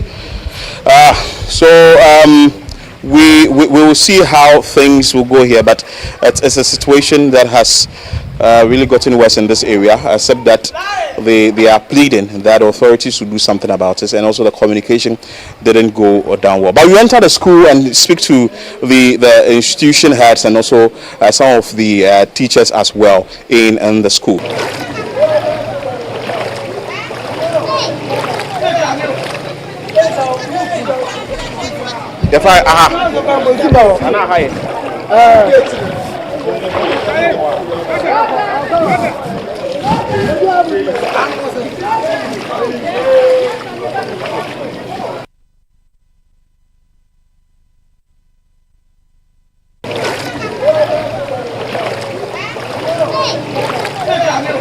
Still gauging the mood here at Wager, specifically at Titego. We've come to a school here, and of course the situation has brought teaching and learning to a halt. So school isn't in session. We are currently at Winners Way Academy here in Tetegu. I'll speak to one of the workers here and find out from her how the situation has been like, and also for how long does it take before these pupils or students will come back to school. Madam, if I was saying Sakpiti Eva. Okay. Then I Winners Way. Yeah, kitchen staff. We kitchen staff. Are they see and not school for no school? But Thursday night, Wednesday night, so ni toya ba na was school mu ha. So ye time na soon and sana your point in stone mo na akola no mu nanti kofi. Ai. Na sasa no mo bie weja dam. There be mu bie. Nti da no na mu bie. Oh, okay. Nti endra omo bie weja dam na e ba na mapon school dada. Endra de o mamba school. O mamba school. Okay. Nti e ba ne say mumba school for how many days? Like school? About 2 weeks. 2 weeks. Wow. Because now hand na be free table nanti ye be chuchu hands na ya saba school. Na we say books ni bi gugu abonten yen kona kire o yen kona kire me books na gugu abonten no. And rana we books we. Class 5 to class 6. Oh, okay. Nti books no ensure echo cupboard in say no mo che da mo ye say nti mo hata na mo asan use one after yeah hata ebi mu say na ya tuago ebi mu yi a na ya fa om nti eba ne sia say na esi ha mo amura ne school ana say na esi ha oh ha bi pa nso ni de ha ye cause 4 years ni sa me ni me back to aka eto form ha ye pa nso ni de ha ye me ndu ase e wo say me come mami ho voter. Wow. Na coming to meet na hasa. Na aha no kala 2. Okay. Ba kuka de onya 90. Na aha no from level bank or pim level bank. Class 5 copim class 5. Oh. I want me me bizarre say school no. Is it from nursery to JHS and I say from nursery to class 6? From nursery to form 3. To form 3.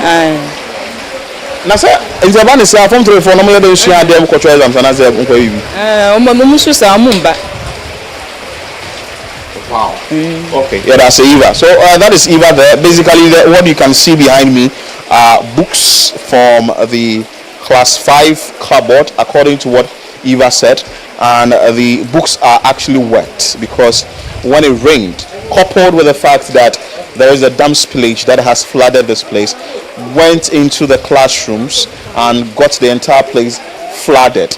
And you can see that the books are wet, so she's brought the books out for them to be dried and later they'll be taken to the classrooms. If I may say. So she also said that it looks like 4 years ago a similar situation happened here and it brought teaching and learning to a halt, and the same thing has happened here. So until the water recedes, they wouldn't be coming to school for that period, and this has actually affected teaching and learning.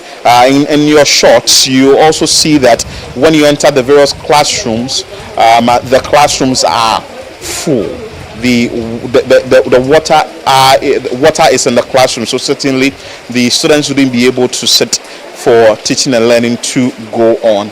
The desks are in the water, and all these things are having a toll on teaching and learning here at Winners Way. This is one of the schools we have actually seen here at Tetegu. So we are bringing you live pictures of what is happening here at Tetegu so far as the Weja Dam spillage is concerned, and also the rains that are also the downpour that is actually happening in the capital is also having a toll on lives or properties, individuals within Weja. We'll bring you live pictures when we visit other places. Stay with us here on Breakfast Daily on Channel 1 TV as we bring you what you need to know here at Weja.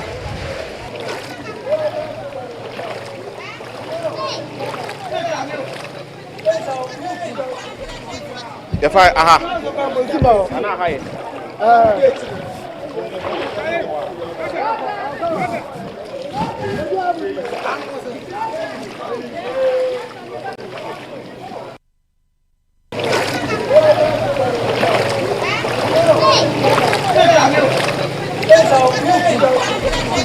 Of this particular situation, one, and what the steps have been like to at least cushion or maybe solve the problems, if so, of the affected residents. Honorable Jeremiah Shai, you are welcome to Breakfast Daily here on Channel 1 TV. Thank you. What do you make of this particular situation? We have been here. We are currently at the Tetegu side of the of Weja. But tell us which communities have been affected and what you make of the situation as well. The new Weja areas have been affected, specifically Ashbred and its environs. We also have a talented royal area choice, largely affected, and then you come to Tetegu. And then you go to Yaboman, and which has boundary Chokome. There is an estuary there, so that is actually one of the ways to get some of the water pass. So the estuary, one part had to be open for the water to go through. I think that we are in this trouble because of largely communication. I think if the Ghana Water Company had given enough notice and communicated earlier, people would have been way ahead prepared to deal with the issue. It's something that usually happens almost every year or 2 years when it rains heavily. So this rain is believed to have come from the Nsawam, Adwajiri areas right down to this place. So obviously the dam, the Weja Dam, is overburdened, and to protect the integrity of the dam, they had to do the spillage. Now we have about 3 of them that have been spilled, so you have about 2 or 3 more, and if that is also spilled, that is going to be a major problem. I think that the last year and last 2 years we had a lot of communication, so we were able to let them understand that they could spill it little by little over the period, and obviously we were not confronted with this situation. I think that this time maybe there was an issue with monitoring, or they were still sure that it wasn't going to rain heavily. I don't know what happened, but I think that there was that problem. If the Ghana Water people had communicated earlier in time, because they were just in their homes and then they just saw the water coming. And for instance, my assistant just had to pick her passport and leave. So all their electrical stuff, their clothing, everything. And the major focus was to get human life saved. So what I did quickly was to get these Kia trucks and get most of the people out there to help them vacate from their premises. So that was what we did. Most of them, we had to get them places to sleep. So we checked them out and took them to some high-rise buildings and guest houses. So we had to pay for some of them too. And you know it's a very big constituency, so we are still on checking this morning to see those we can help, evacuate, those we can support, and also to educate them that there is going to be some more spills. So it will be proper for them to rather move out than stay in and lose your life.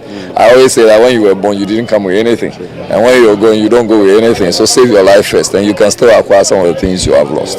So it's a crisis matter. You have more than 1,000 homes submerged.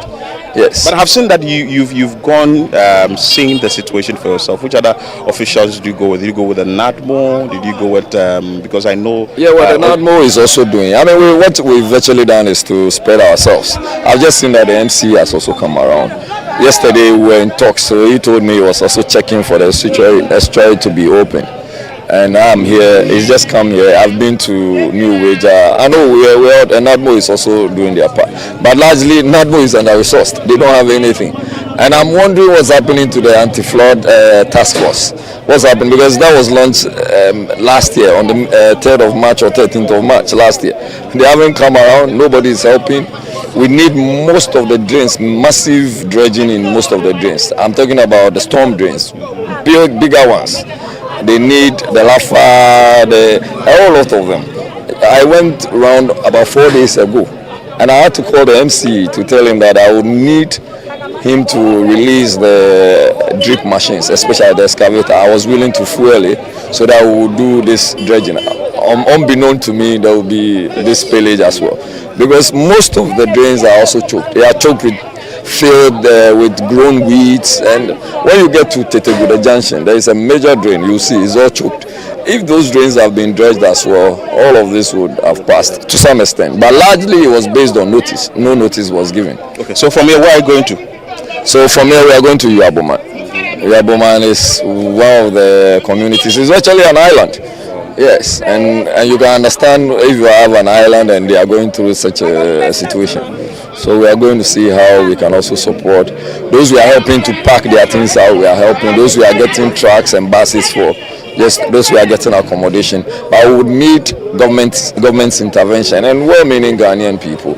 Especially, a lot of people have also lost their food. I went to one of the places, more than 500 bags of rice. Water has gone in. Wow. Yes, and it's the 50 kilos, not even 25 kilos.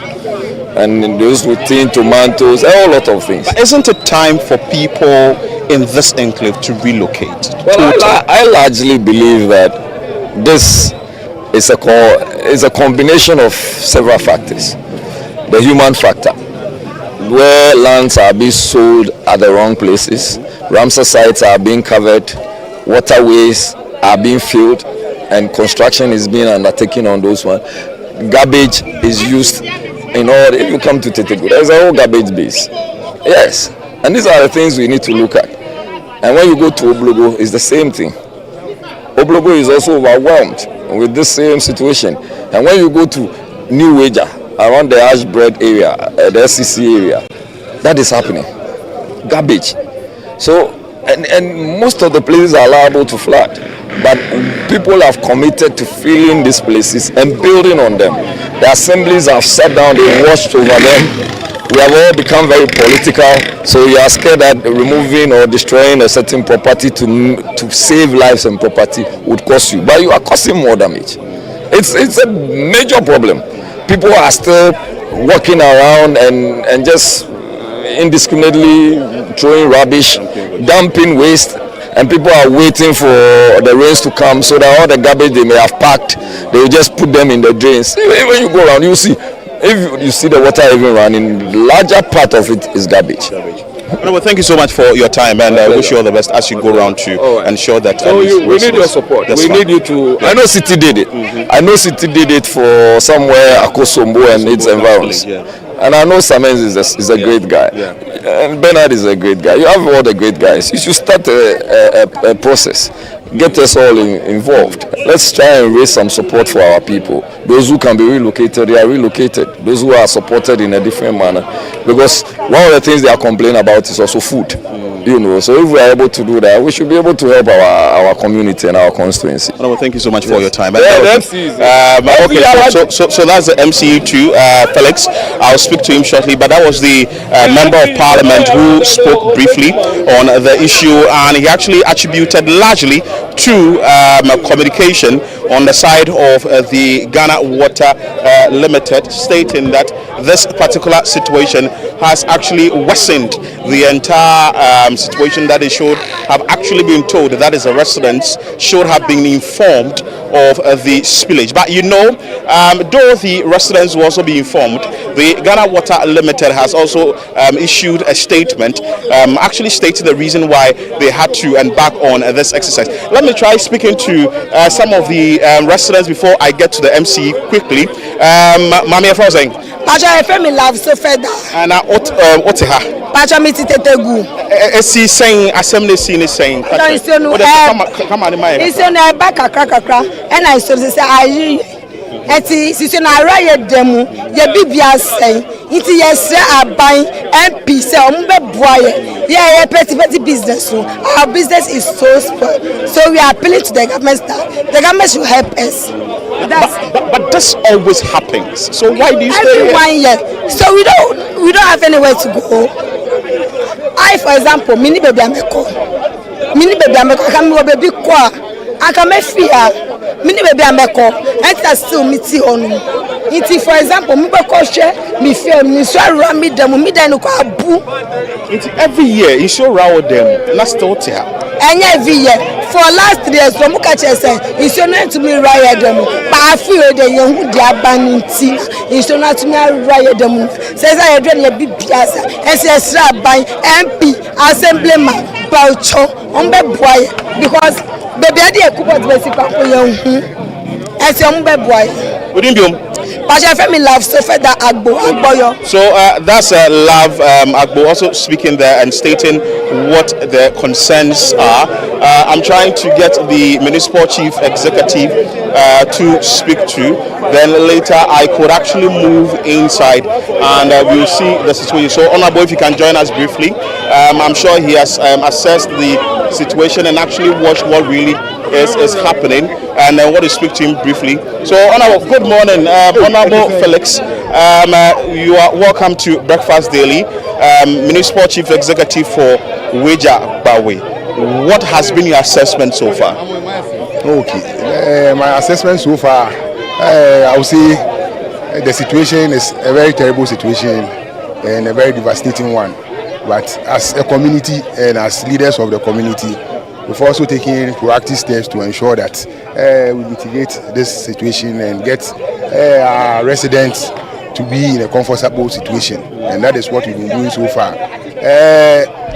As we speak, we are just coming from Chokome to open the estuary. We were there since yesterday up to now to open the estuary to ensure that the water clears from the community.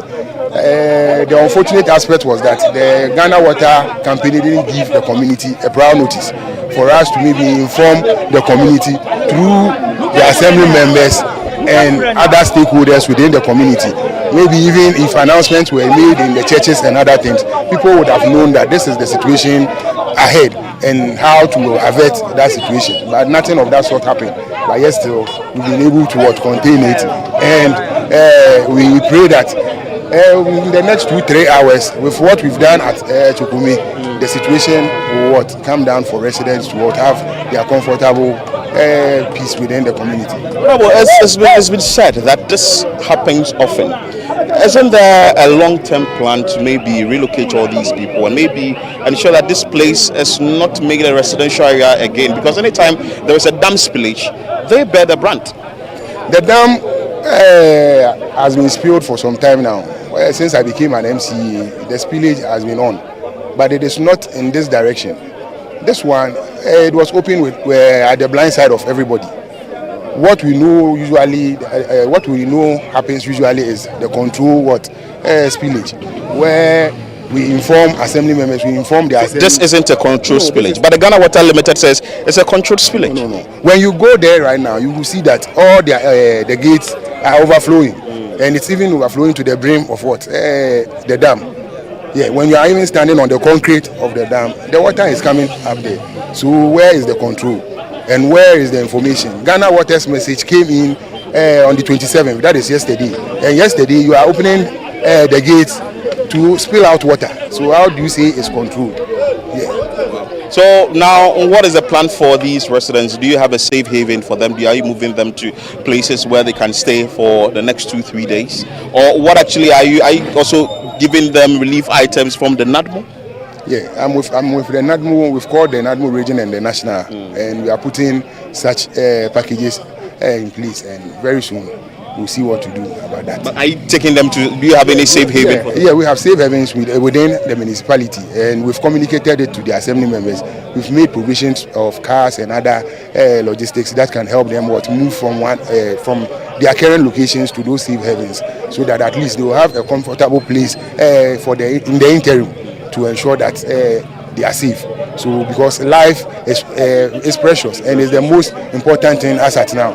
And from yesterday till now, we've not recorded any casualty. And we'll say we pray that it doesn't happen, because we don't want any life to be lost, and that is why we are putting in all those measures. When it comes to the schools that are close to the dam, like St. Jude, St. Joseph, we've asked that those schools should be closed. Those children should not go to school. Like the Oblogo school also, we've asked that the Oblogo school also should be closed for the meantime, so that the children will be at home and will be with their parents, so that the parents will have their eyes on them.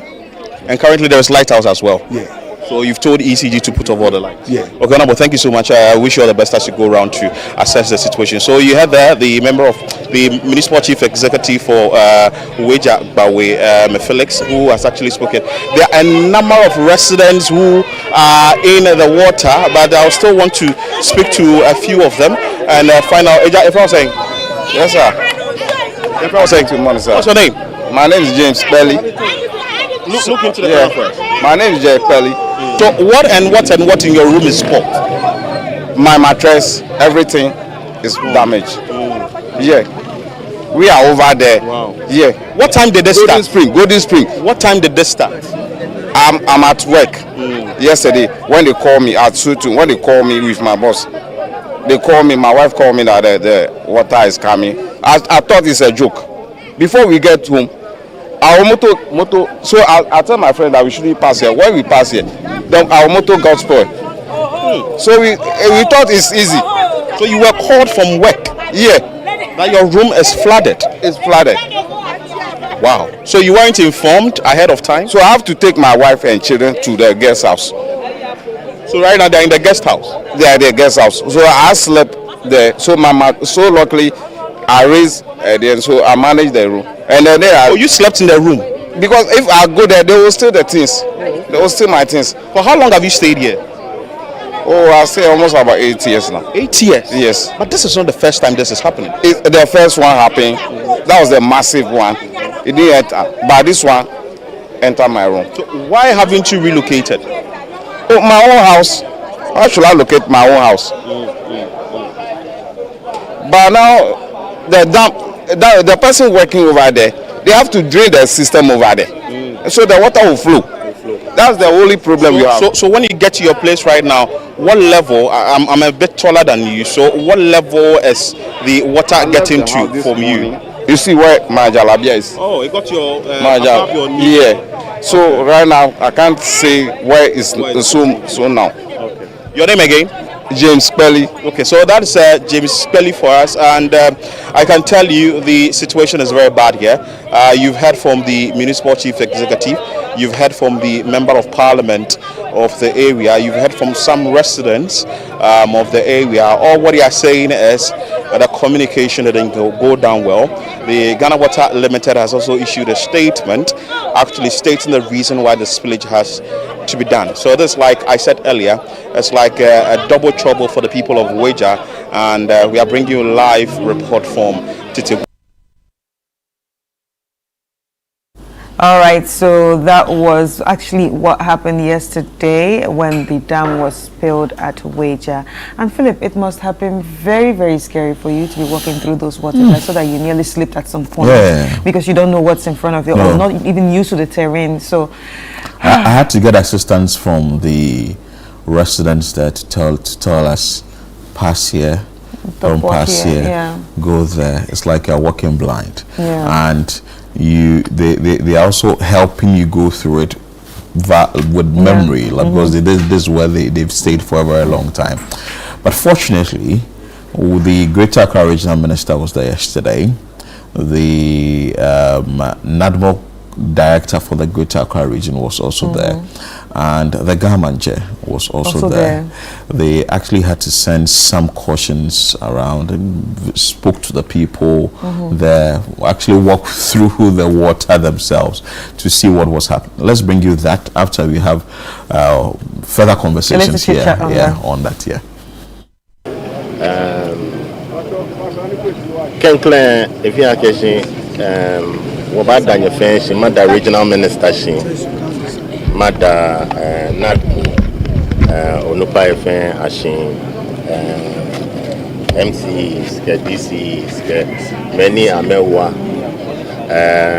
Neke, Noneni, Oshnaneni, in our fan. Me Igme Amewalahi, me Igme Amenuchumohi, ni Nake. Eba here akeshin woba enforce or bylaws tombono yo akeshin ni me ba dwen akasumo amesani keni ejigbe ni eke ikashin esani anyafi onani regional minister in demolish shia in keni bi on waterways ona ke hey ni Ramsia site keni ke hey ni atu akeshin sani jeme ejo ni ne koji nke ni fe anya akwe ye jeme shi me ya mamochun ye hey ne ona ni nton ni no fe ni kena gba na fe e ba bi antone no ya maye bi ene ni oni bi papa ife engme bu o japade engme bu e ona ni njo namo o ya sha. Who are you going to blame? Ona, because you have built in the waterway. It was Sunday. What makes you actually being called on district assemblies, being called on government agencies, being called on the regional minister, mayors, ni ame promoting, na me enforce bylaws to the fullest level. Ona, ni twinjole anyaba. Ona, manchemeni ho intimofy. Kenina men hoi shikojin keni efe na pa me fe sana me ho amoma me ya eja keshin bomo wala hia ni monye etuni ahun ni be aba enofe no na echuke ha efe flow efe yaka ewo sani wokwe ni wo as traditional authority wo ke wona ni ba mashi agbene eja keshin no ne ba ne ya hun to many so far, one year of evacuation very well. Well, na cause come shane me come minister amekame. One on military be number work boots yani. I mean one cause most of them. Where we are going? No, here. I think around Makati somebody fell in there. Hole or something because of the rain. The gutters were. No, that one is. We are talking about the dam village. Okay. So we take this opportunity to first and foremost, as traditional authority, show our sympathies for people who have lost their lives in case that has happened, and then also people who have lost their business and property and all that. We believe that everything is on course. What we are asking is that government agencies and then also the regional minister and the MMDAs enforce the bylaws. Nobody should be allowed to build in the waterway. If it's wrong, it's wrong. We have to get to it.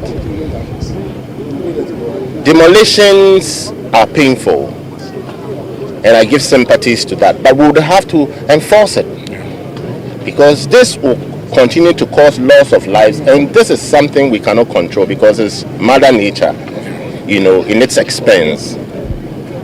So today, what I have for this press is that government agencies, chiefs who are selling lands, are flood-prone areas, and sites where must be kept as green areas, must really be held accountable for some of these things. And it's important today that our bylaws are enforced to the fullest level. Thank you very much.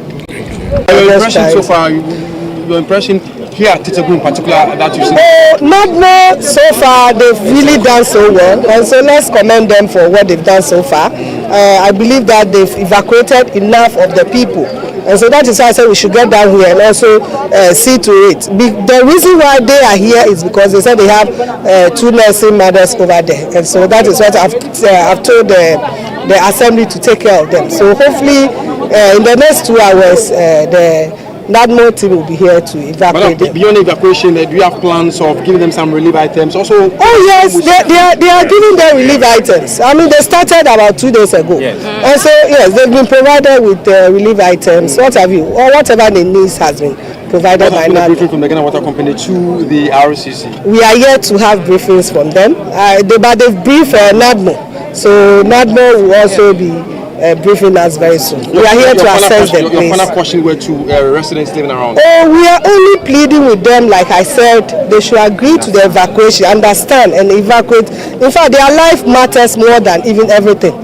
Sometimes they value their property than relocating, and so we plead with them that they should agree to it.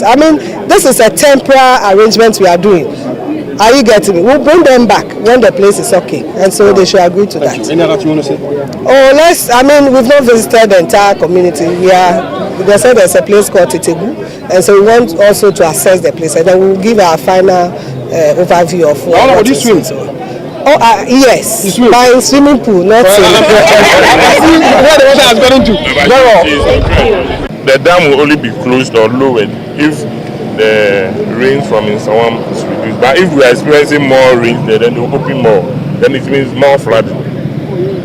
This is just day 2, and we've already experienced flooding. So we can stand here and look at you see all these houses. They were very dry, but now, yes, you see all these houses. So now all the communities along Tetegu, Obudu, and all those places. So yesterday they opened up the extra so that it can go into the sea. So that has even lowered the effect down a bit. So for now, the only thing we have to do is to do evacuation. The people living here must. You see all these houses, they've left the place because we cannot guarantee their safety. If tomorrow the water behind goes down, then it means they will lower the gates and it will reduce the flooding. But if we experience more raining, then they have to open more. So that's the situation. So this one, there is nothing we can do. If we don't protect the dam and it blasts, then the whole Accra will be in trouble. So for now, that is. So this dam is for Ghana water. Okay. Akosombo is for electricity, but this is mainly for Ghana water. So this is where we get part of our water from Accra. So the minimum operation level is 30 feet. At 30 feet there, it means the water is very low. So maximum is 47. And now they are above 47. That's why they are spilling. So, and the maximum it can take is 50. After 50, then we are in danger. Then we have to. This one they've not even opened all. At 50, then they have to open everything. Then you can imagine what will happen here. So now they are controlling the spillage, and we have also put in measures to do evacuation. And then unfortunately we have the Ghana Armed Forces here to support. Yesterday Ghana Fire Service were here, the police. So that's what we have to do now to make sure that everybody is safe. How many spill gates are there? So far you can see 1, 2, 3, 4, 5. All the 5 has been opened at various levels. Okay. And you said nothing coming down? No, if the rains continue to come upstream, then we have to even open more. But now they are, what I'm saying, they are controlling it. It has been opened, but you see at various levels. So the more water we experience behind the dam, then they have to open more. If it goes down, then they will be closing it. It's an automated gate. So if it goes down behind, this is just to protect the dam, so that the pressure behind the dam will reduce. So now they are doing over 47. This morning we had a report. Every day they give us daily updates on the dam. So this morning it was 47.2. So it means that they are exceeding the operational capacity. So they have to spill. So if maybe by evening it drops to like 46, then they will start to close some of the gates to reduce the flood. So you saw that Dennis Nate Ajano, who is the Greater Accra Regional Director for the National Disaster Management Organization, actually telling the media, the Greater Accra Regional Minister, actually what is happening with the spillage of the dam. What he also made mention was that this is actually, so the gates have, all 5 have been opened fully. Yeah. Just so we could say that this is sort of controlled. But if they get to like the 50 feet and beyond, for that one, there isn't any option than to open the gate fully. And just imagine if the gate is opened fully, the havoc that will happen in these communities close to the dam. You know, the entire issue is, you know that there is a dam there. So why would you build around Why there? would you build there? Recently, I was thinking it was they probably wanted the view. Wanted a view of what? Of the dam? No. You see when people build houses and say, oh, I want a water, like when you go to the hotel, Yes. oh, give me a great view, give me a room with a great view. They probably wanted a water view. But you know it's your investment that is going down the drain. No, you see, they didn't, I don't think they foresaw that something like this will ever happen. Yeah, because sometimes you are in a structure like this, and your investment, you watch your building actually, which will be actually be pulled down eventually because of this. Because I remember very well the Works and Housing Minister visited the Wager Dam somewhere in March, and there was a complaint from the Ghana Water Limited, led by the MD Mutawakilu, saying that the encroachment is becoming too much. People are sort of building close to the dam, and even in the dam's way. I'm sure there should be sort of a demarcation done, but as to who is selling the land, we do not know. Like what the government just said, that these chiefs who are selling the land should be arrested. Let me read you a story here from 13th March 2026. This comes that encroachment threatening Wager water treatment plants, and this has to do with the dam.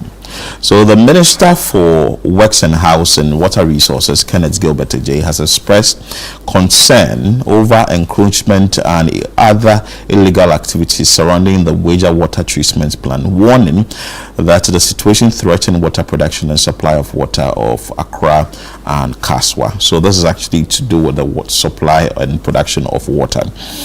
The minister said the activities such as sandweighing and farming and illegal development within the catchment area of the dam could undermine efforts to ensure a sustainable water supply to residents. Mr. AJ therefore said the government would work with relevant authorities, including local authorities. So, including local authorities, that is the municipal chief executive for the area who is heading the place, that is the Wejagbawe area, and security agencies to address the situation and protect the facility. We are going to sit down and talk seriously about it and see how best we can ensure that we do not get further encroachment, and those who have also encroached will face punitive measures to deter others. The minister was speaking during a working visit to the treatment plant and the Wager Dam that was in Accra. He was accompanied by his deputy, Gisela Tete Agbotri, the managing director of the Ghana Water Limited, Adam Mutawakilu. So the encroachment, Mr. AJ expressed that encroachment on lands belonging to the Ghana Water Limited and activities that pollute the raw water source increase the cost of treatment. He said protecting the dam and its catchment area was critical to ensuring reliable water supply to growing population in Accra and surrounding communities. Also, there was a media role in there. There was measures that will be taken. Mutawakilu said that the company has put in measures to monitor mechanisms to check encroachment and illegal activities within the catchment area. He said that the Ghana Water Limited regularly conducts patrols and reports illegal activities to the appropriate authorities for action. Mr. Wakilu said that the company worked closely with district assemblies and national security agencies to address encroachment and other threats to the facility. So this entire thing that is being done in the area is actually to protect the dam. So if people are encroaching around the dam, you bear the brunt of whatever is happening. Yeah. And that is what we are seeing. Yeah, and you see, I think, well, the issue of human rights might come to it if we had to, put a little bit of force to tell people to evacuate or just move people from there.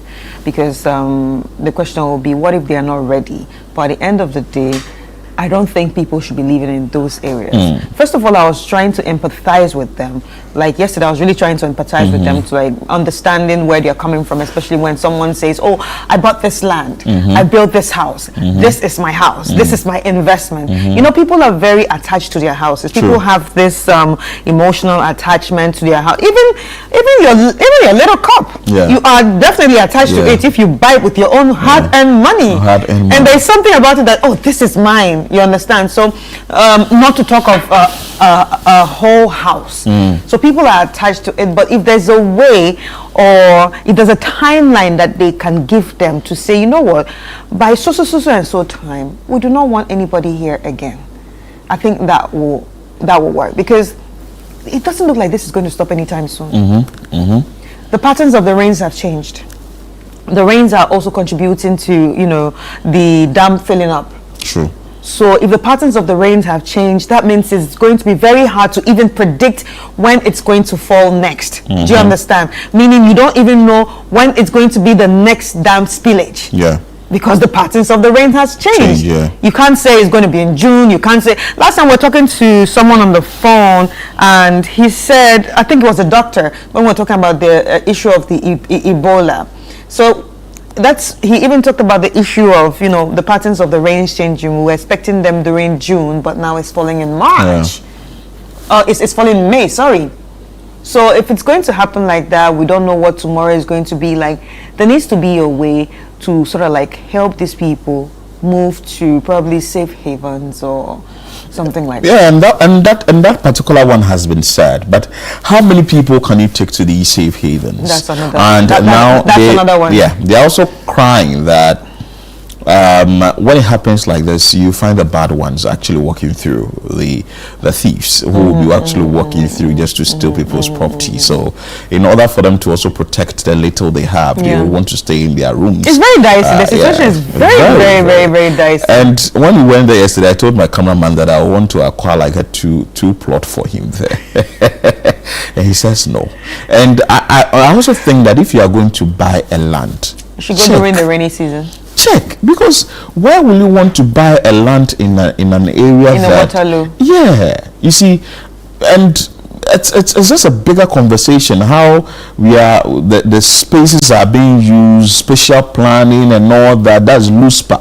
Spatial planning, how the assemblies are allocating places for people. You see that somebody is putting up a structure, you look up, you look on, and the structure gets to a particular level. Then they'll go and write stop work and all that, and then something happens at the back and work still continues. You understand? Yeah. So it makes life very sort of difficult and all that. But anyway, we will bring this conversation up. You can join us with your messages on this, what you think that can be done about it, and also maybe what the government is doing about it. For me, I think that the government officials, like it's been said, when disasters happen, they'll drive there, they take their vehicles there, you see them all with the pomp and pageantry and all that, trying to show face and all that, but after a few weeks we go and sleep. Because it's a reactive behavior. People are not proactive when it comes to their works. Do you understand? We go and although sleep. NADMO's job is supposed to come right after disasters, yes, they can also try to avert disasters. Well, they can, but do you understand? how many? But Chris, again, these people you are going to actually tell them to move out or not to stay at these places are not heeding to your call. I don't think this is the first time. This is what Nigerians call, they have coconut head. Exactly. It's not entry. It's not entry. Because how can you tell me coconut head? How can you tell me that this is your land, this is your place? This is your place, so you and can't you go and you definitely come back again. And so comfortable saying that. So comfortable because. But you see, I'm actually really worried about children. You understand? I'm worried about the children there, and I also heard that we have a report from City Newsroom where Zoe Abubezu Zoe actually went there yesterday. Spoke to some women that had given birth. I think 1 week ago. And they are all in that situation. So I'm worried about the women, I'm worried about the children, I'm worried about the school-going children too, because we saw their classrooms, we saw their books. So that means these people are going to be at home while their counterparts are in school. Yeah. And these are the people that we also want to sit in exams, like national exams, to move to other classes. It makes life very, very difficult. So please, if you stay in this area and you think you can relocate, please do, because it's becoming one too many. And when you go there, this happened this year, this happened that year, this happened that, this happened this. They say it so casually. Yes, you understand, because now they are used to it. I say Africans, we like stress. we like suffering. We are used to stress. Oh, it's nothing. Yeah. But it's killing you. Yeah, it is. I don't know what the engineers may suggest can be done to protect them from these things, but since we haven't found any lasting solution to this. And see, when you look at the shots, there are some shots that are running, some videos that are running on that maybe the producers can put on the screens. You can see that there are uncompleted buildings. So that means people are still putting up structures. People are still putting up structures. Oh, a lot of it. A lot of them. A lot of it. A lot. Roofs, structures without roofs. That means we are hoping to even go and buy more cement and things, roofing sheets and things to complete the whole place. You understand? And then when it gets dry, they'll probably paint it, exactly. Look beautiful, they move into it, and then the next year when the rain probably and starts even look again, at the vehicles, your cars, the cars water enter and all that. I was so sad to see the cars. And imagine you are a mechanic there, and people may have brought their vehicles to you that, you know what, fix my vehicle look at that for car. me. Yep. And you will be called that water has entered your engine. That's the engine sport, and you have to now go and buy new this whole engine. situation, like I said, is a very dicey situation because it now touches on like so many parts of our lives, even the issue of housing. Yeah. You understand? Even the issue of housing. It's not just about people owning these houses, but it's about, can they even afford rent to a new place? It's a bigger issue. So it's a very big issue. How many people would you put in the safe haven, and how many people can afford to pay the rents? Well, Chris, this conversation still continues so far as the spillage is happening. We're keeping our eyes on and still be asking the questions that needs to be asked and be needing that the questions will be answered. So I'll take a quick break here. When we come back, we have more conversation on the show. We're going to be having conversations on what the flood looks like in your areas. So we're probably going to open the phone lines and you can tell us how you are managing it, what you are seeing, and all that, because we're talking about floods at this point of the time because it's the rainy season and we all need to be careful. Yeah, stay with us here on Breakfast Daily. We'll be back with more.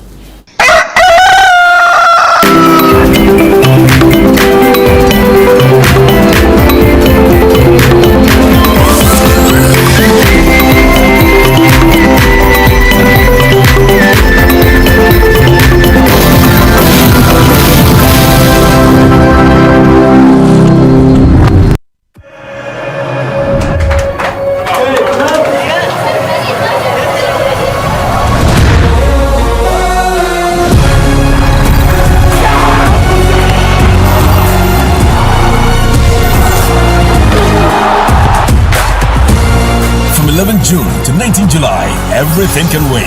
The FIFA World Cup 2026. Catch all 104 matches, as little as 58 Ghana cedis, live on SuperSport, only on DSTV. June is for business here at City FM and Channel One TV. This June, the ideas get bolder and the future of Ghanaian business takes center stage.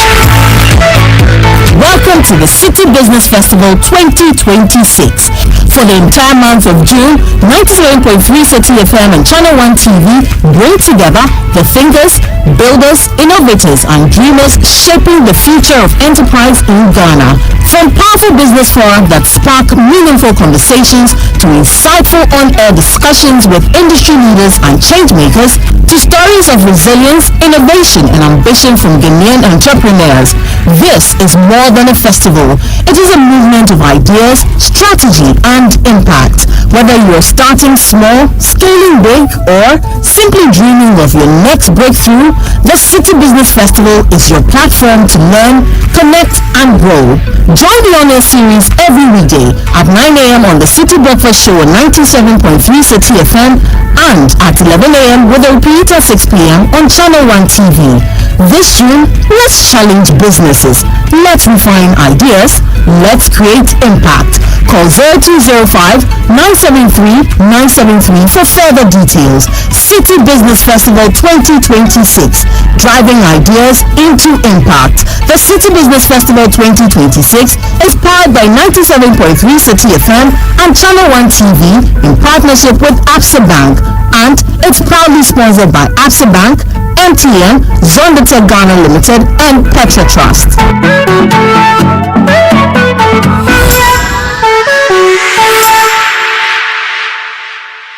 From Accra to Buenos Aires, from Lagos to London, the world is locking in for the greatest football spectacle on earth, the 2026 FIFA World Cup. But before the first whistle cuts through the noise, there's a deeper rhythm to the game. Every badge carries history, every player brings a story, every number means something. Welcome to World Cup Central, only on Channel 1 TV. Hello and welcome to another episode of World Cup Central right here on Channel 1 TV. Your home of football intelligence with African energy and global perspective. We're taking you beyond the highlights, from powerful eye-opening stats to sharp breakdowns of every qualified nation to insights that change how you see the beautiful game. Their first appearance was in 1930 and their best finish at the World Cup was third place in 1930. That was a long time ago. Every Friday at 3 p.m. we serve it fast, bold, and electric. No fluff, just pure football knowledge delivered with style. You couldn't beat Norway, so if you're not at the World Cup, it's thoroughly deserved, so please stay at home. World Cup Central, Fridays at 3 p.m. exclusively on Channel 1 TV. Charlie, the Friday is set. Let's get into the world of sports like never before. Join us every Friday at 7 p.m. on 97.3 City FM for Sports Panorama, your ultimate destination for all things sports. From the thrill of association football to the excitement of basketball, tennis, athletics, and even emerging sports, we cover it all. Whether it's the Premier League or the latest NBA showdown, we bring you the stories behind the stars. If you are going to be given this kind of treatment, then you need to be that guy. When I look at him play, he is not it. And don't miss the prayer of the rabbi.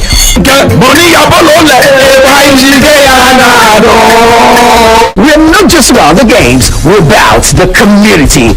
Kaleda, you two guys, we love you all, yeah. You guys be hard guys, because before we go sign in, we had almost This is your song. more than 200.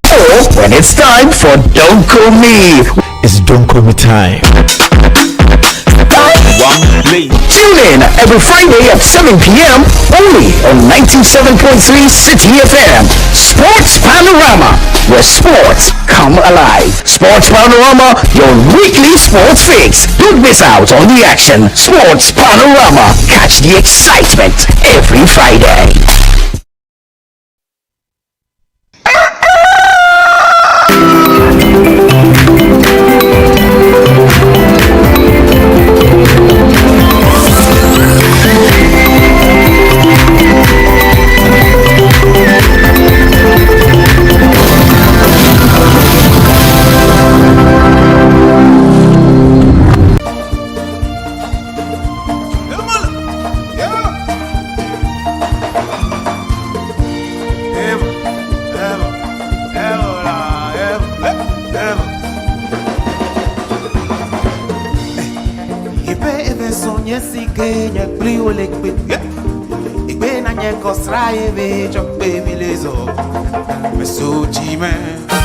Ndole bibi solentime vasere sibatuna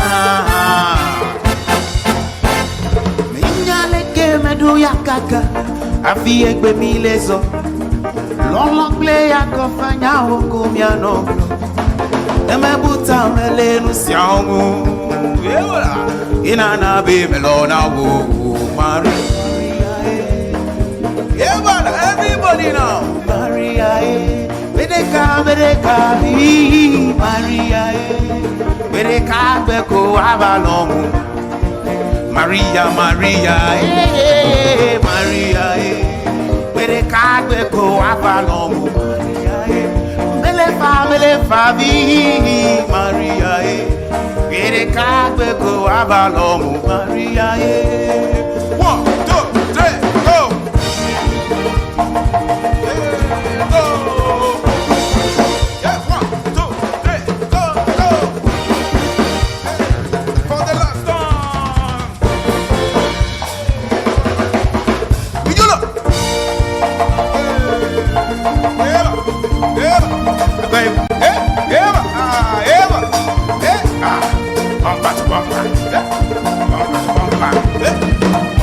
Bamba.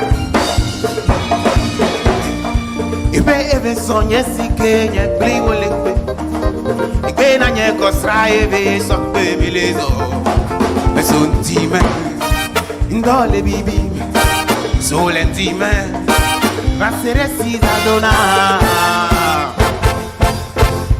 Menyale game tu yakaka, afi egbe milezo. Lolongli yakofanya uko miano. Nemebuta melebu siangu. Egana be melona u. Maria le cagbe con la valo me le fa vi Maria le cagbe con la valo Maria Maria le cagbe oh Maria me le fa vi Maria le cagbe con la valo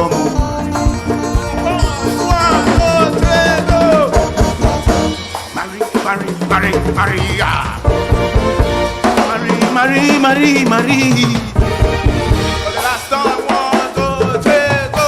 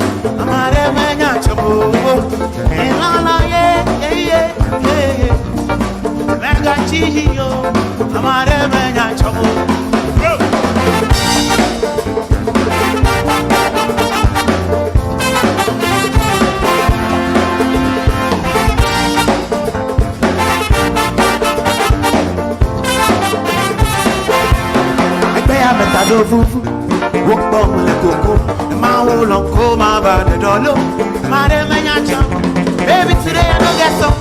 You know me say I don't go get. My wool don't go my bad dollar.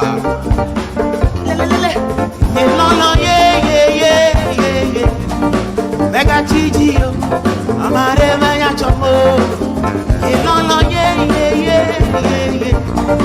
Mega Gigi yo, amare manya chomo. Mega Gigi yo, amare menya chomo. Mega Gigi yo, amare menya chomo.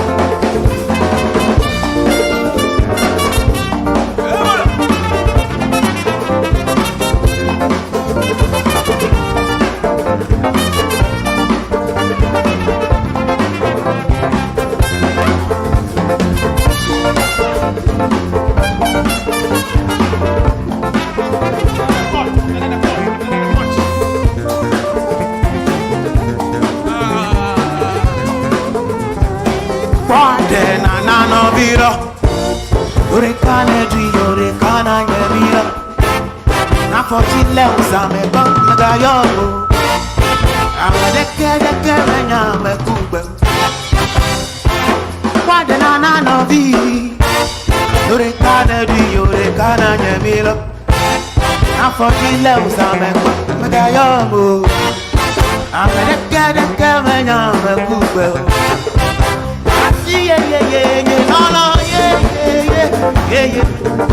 Mega Gigi yo, mare menya chomo. Ye lolo ye. Mega Gigi yo, mare menya chomo. Ye lolo ye. chiji yo, amara manya chabo, ye lolo ye.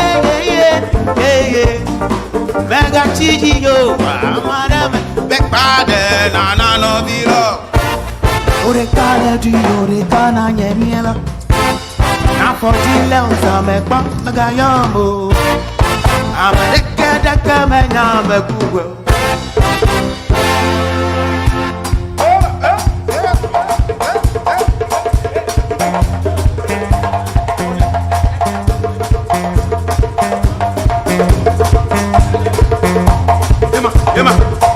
Mama Bobby, Mama Bobby, Mama Bobby, Mama Bobby,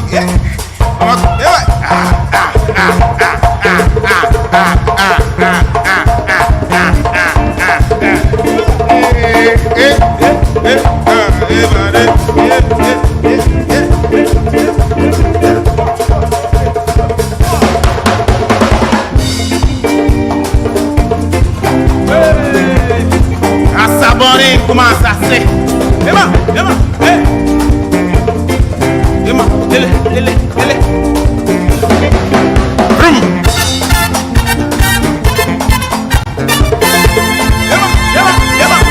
Dema. Brum.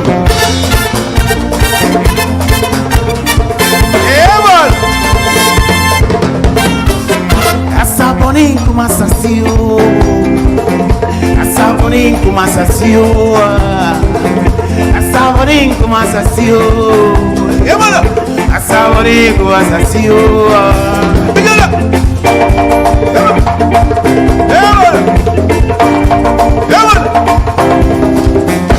assabonin kumasasio, assabonin kumasasio, assabonin kumasasio. Assabonin kumasasio. Bijana.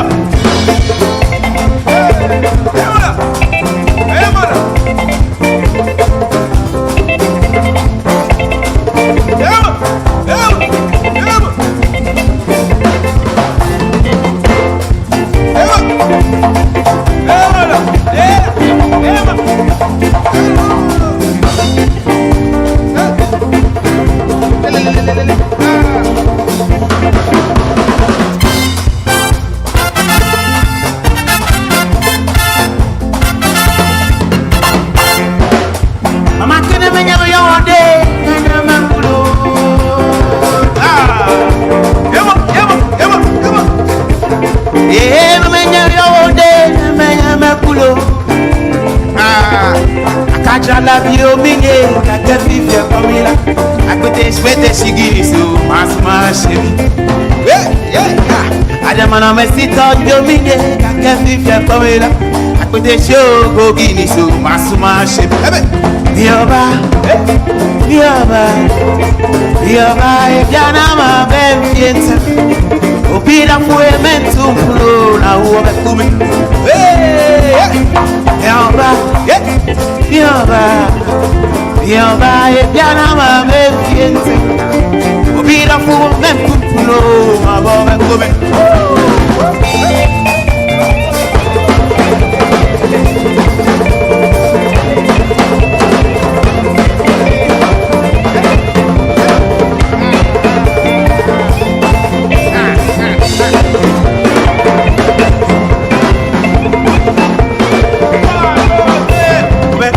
Kalwo chikunya kawunye afinye lono do chikule unye yanka mewo bobo nyaka unye lono nezando mapakona ulu obeluka mewo chinyuka ya unye afinye lono do chikule unye yanka mewo bobo nyaka unye lono nezando mapakona ulu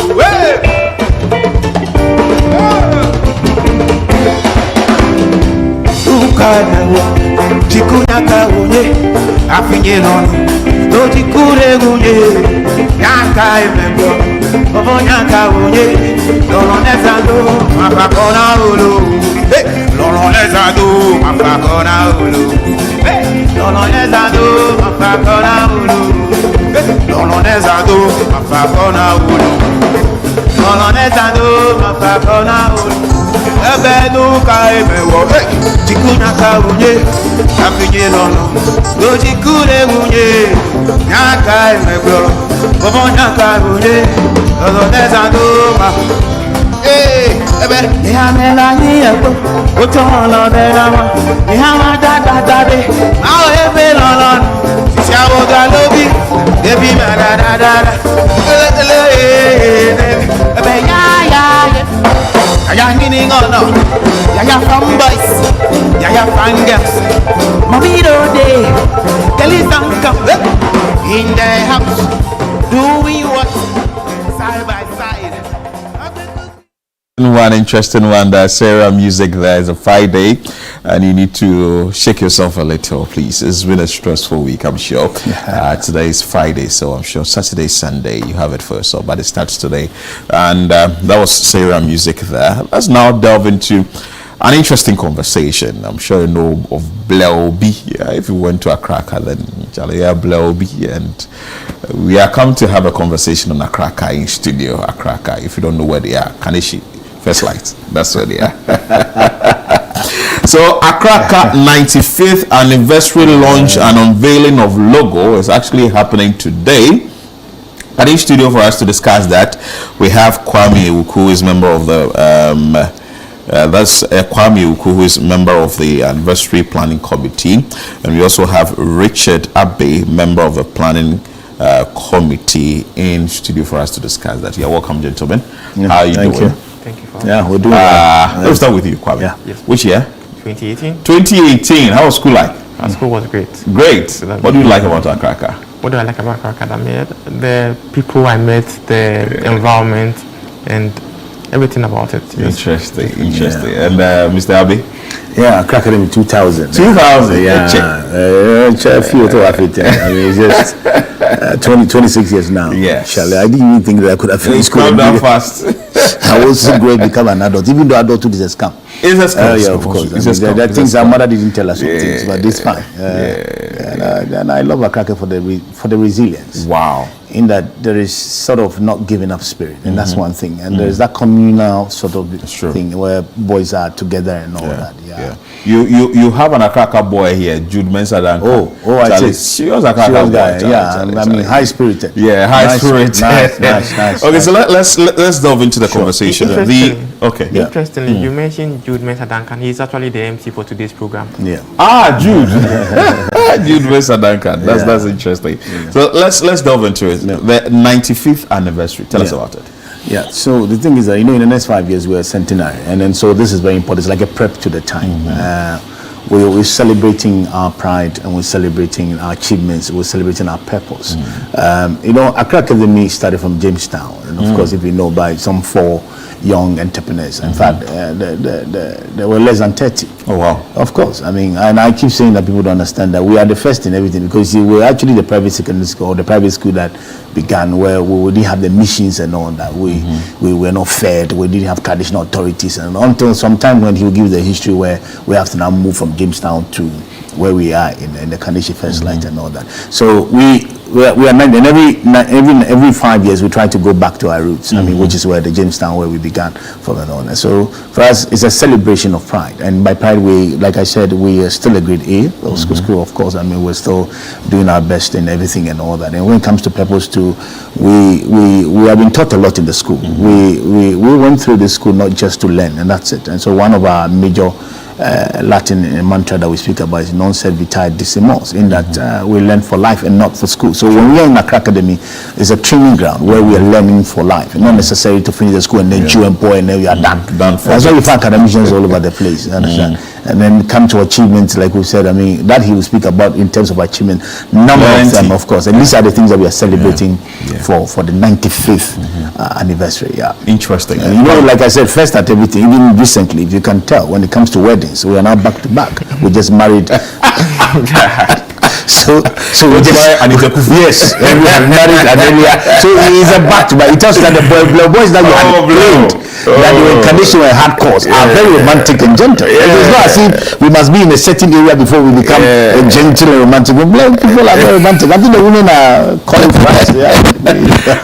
What's your take on that? So as you were saying, the theme for today's program is a legacy of pride, purpose, and achievement.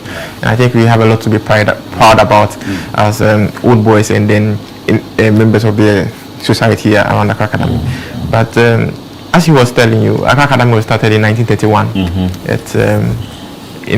At that time, the mission societies were setting up schools. The Presbyterians, the Catholic Church, the Anglican Church, they were all setting up schools. And we had the government also stepping in at a point in time to set up their own secondary school. And then so you had also traditional authorities up in the upper belt also setting up schools. But one thing you notice about Accra Academy is that none of these groups have identified whether the mission societies or the traditional authorities or the government were involved in the initial setup of our school. That is what makes our school unique.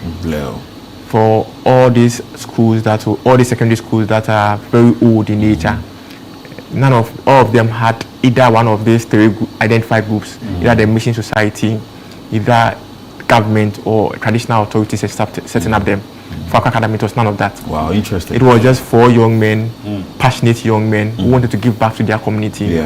They were all, and interestingly, they were all under the age of 30. None of them was 30. The oldest was 29. Wow. They were gaming. They decided that looking at the existing schools of the day, the children around Jamestown, Choco could not afford these schools, and they decided to set up a school that their community boys, the boys who otherwise could not have afforded education.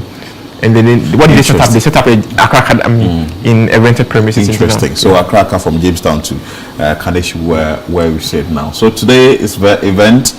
We are seeing some important dignitaries about them. If you can tell us about it, Kwame, and what's happening and what time. Okay. So let's start with the chairman. The chairman of the occasion is our own he's an old student of Accra Academy, Right Honorable Edward Duwajau. He's actually he's currently chairman of the Council of State, but previously we all knew him as a former Speaker of Parliament. Yes, and he's actually the third Accra person to be Speaker of Parliament. And no other school in Ghana has produced 3 Speakers of Parliament. No other school has produced 3 Speakers of Parliament in Ghana. And then we have the special guest of honor, Nanoye Bampoado.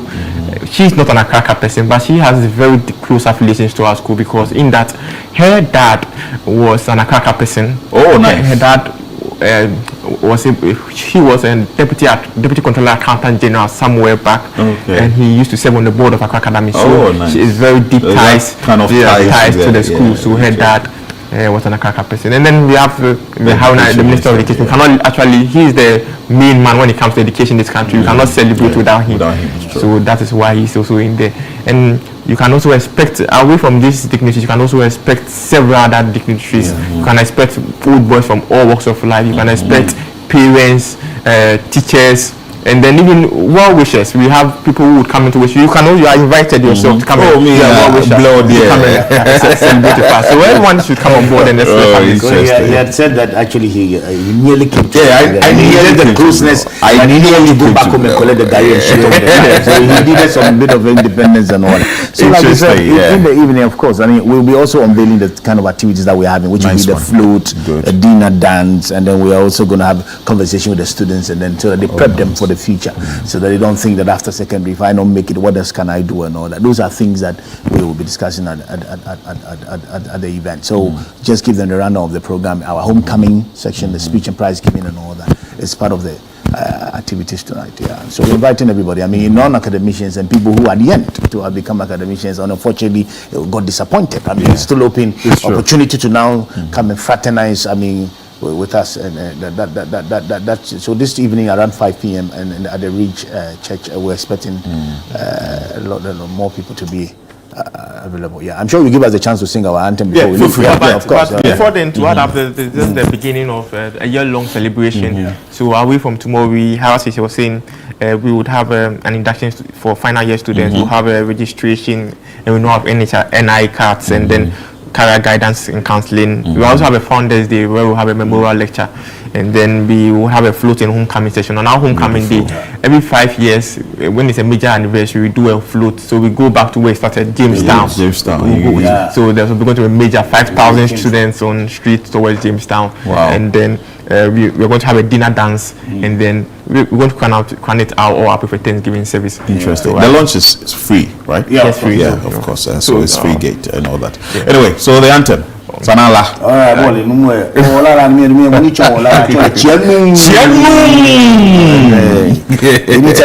My ball from one boy. I think that he had a baritone kind of. Let's go. Accra, Accra, Demi our pride, the school of no regret. In her our little minds were shaped to serve our nation great. Oh Lord, to thee we dedicate Accra Academy. Ese kwang we say and blow Accra. Ese kwang is also a Latin mantra that says that to build and to sing, honesty is the best policy. Nice. So that's how academicians are. And let's be clear, Accra Academy is Accra Academy. There's no other academy. There's not Accra Academy Senior High School. We have rejected letters that have been written to us in that manner. It is very clear. Wow. We are Accra Academy. We do not have branches or extensions. We are not like we are in one community here, that we want to make this clear. And that's how unique Accra Academy is. Yes. Interesting. That's interesting. So today at 5, Rick Church. So the launching is happening. That is the no tension. We are winning by the grace of God.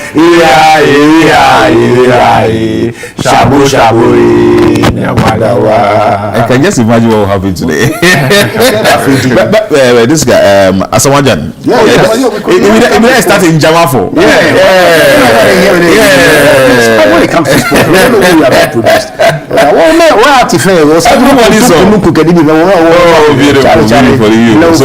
So today at 5 at the Rick Church, you can go there and see the 95th anniversary launch and the unveiling of the logo. In studio was Kwame Ewuku, member of the anniversary planning committee, and also Richard Abbey, member anniversary planning committee, and it's going to happen today live. So be there, and all the blow be. You guys go enjoy yourself. Thank you so much for coming in studio. We'll take a quick break here. Of course, the show continues after this.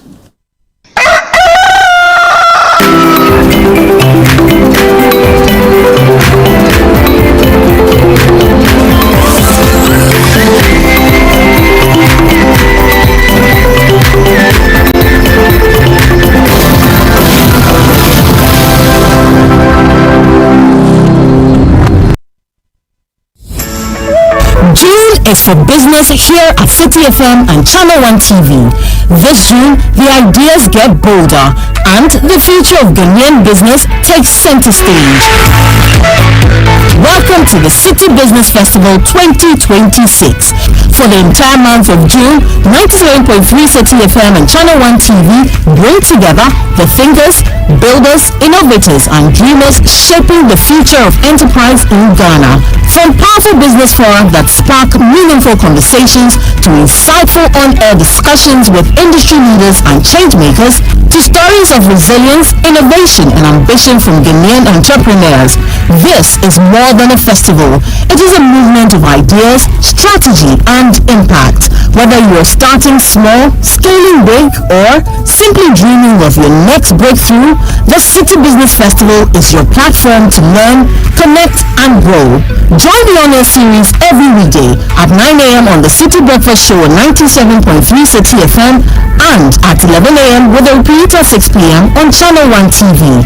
This June, let's challenge businesses. Let's refine ideas. Let's create impact. Call 0205-973-973 for further details. City Business Festival 2026. Driving ideas into impact. The City Business Festival 2026 is powered by 97.3 City FM and Channel 1 TV in partnership with Absa Bank, and it's proudly sponsored by Absa Bank, MTN, Zondatech Ghana Limited, and Petra Trust.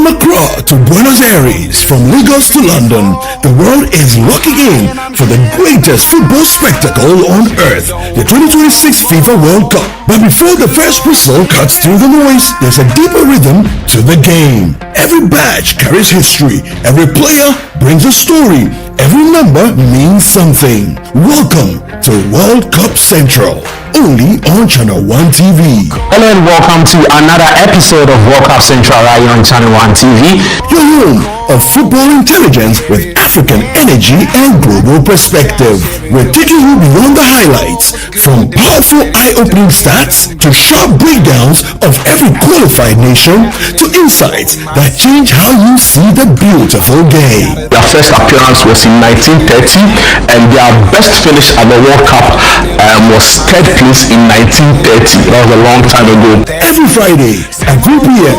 we serve it fast, bold and electric. No fluff, just pure football knowledge delivered with style. You couldn't beat Norway, so if you're not at the World Cup, it's thoroughly deserved, so please stay at home. World Cup Central, Fridays at 3 p.m. exclusively on Channel 1 TV.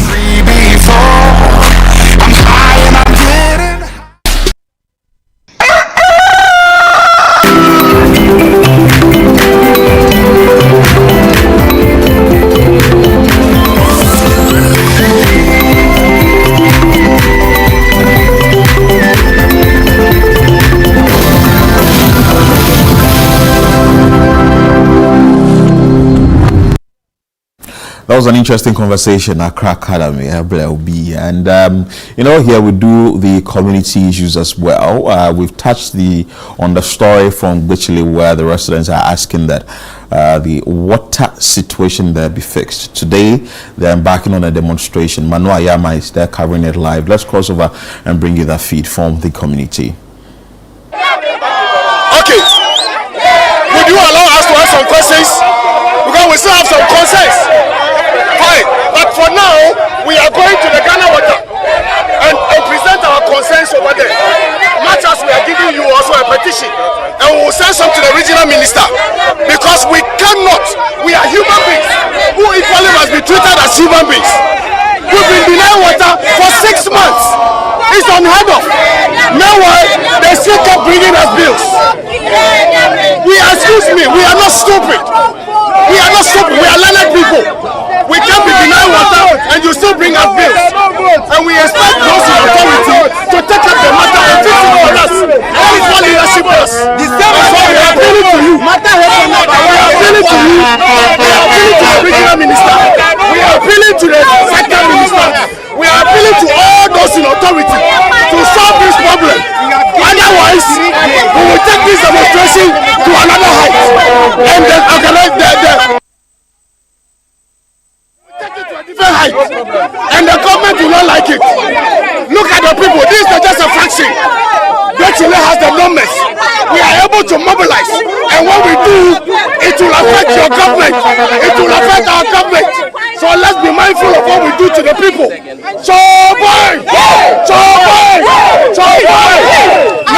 want to we are marching. You wrote a letter to Honorable. He waited until we are hitting the streets, and you are here to address us. Are you being fair to us? We sent a letter in your office. We brought a letter concerning our water. Concerning our water. You didn't mind us. We are hitting the streets. You are here to address us. Hello. Yeah, hello.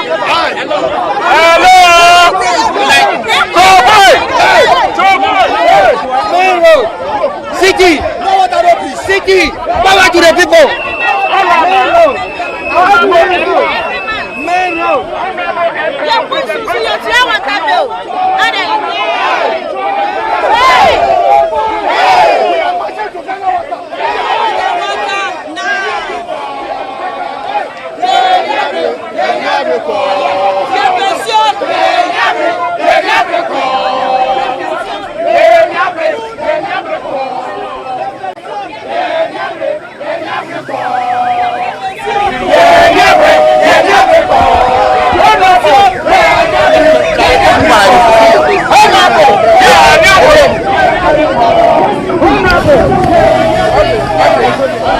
Yes, the phone is on now.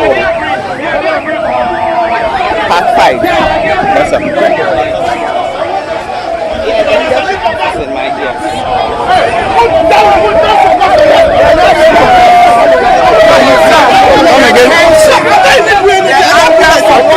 What is your take on it?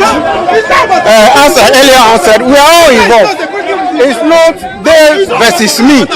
It is something that we are all involved.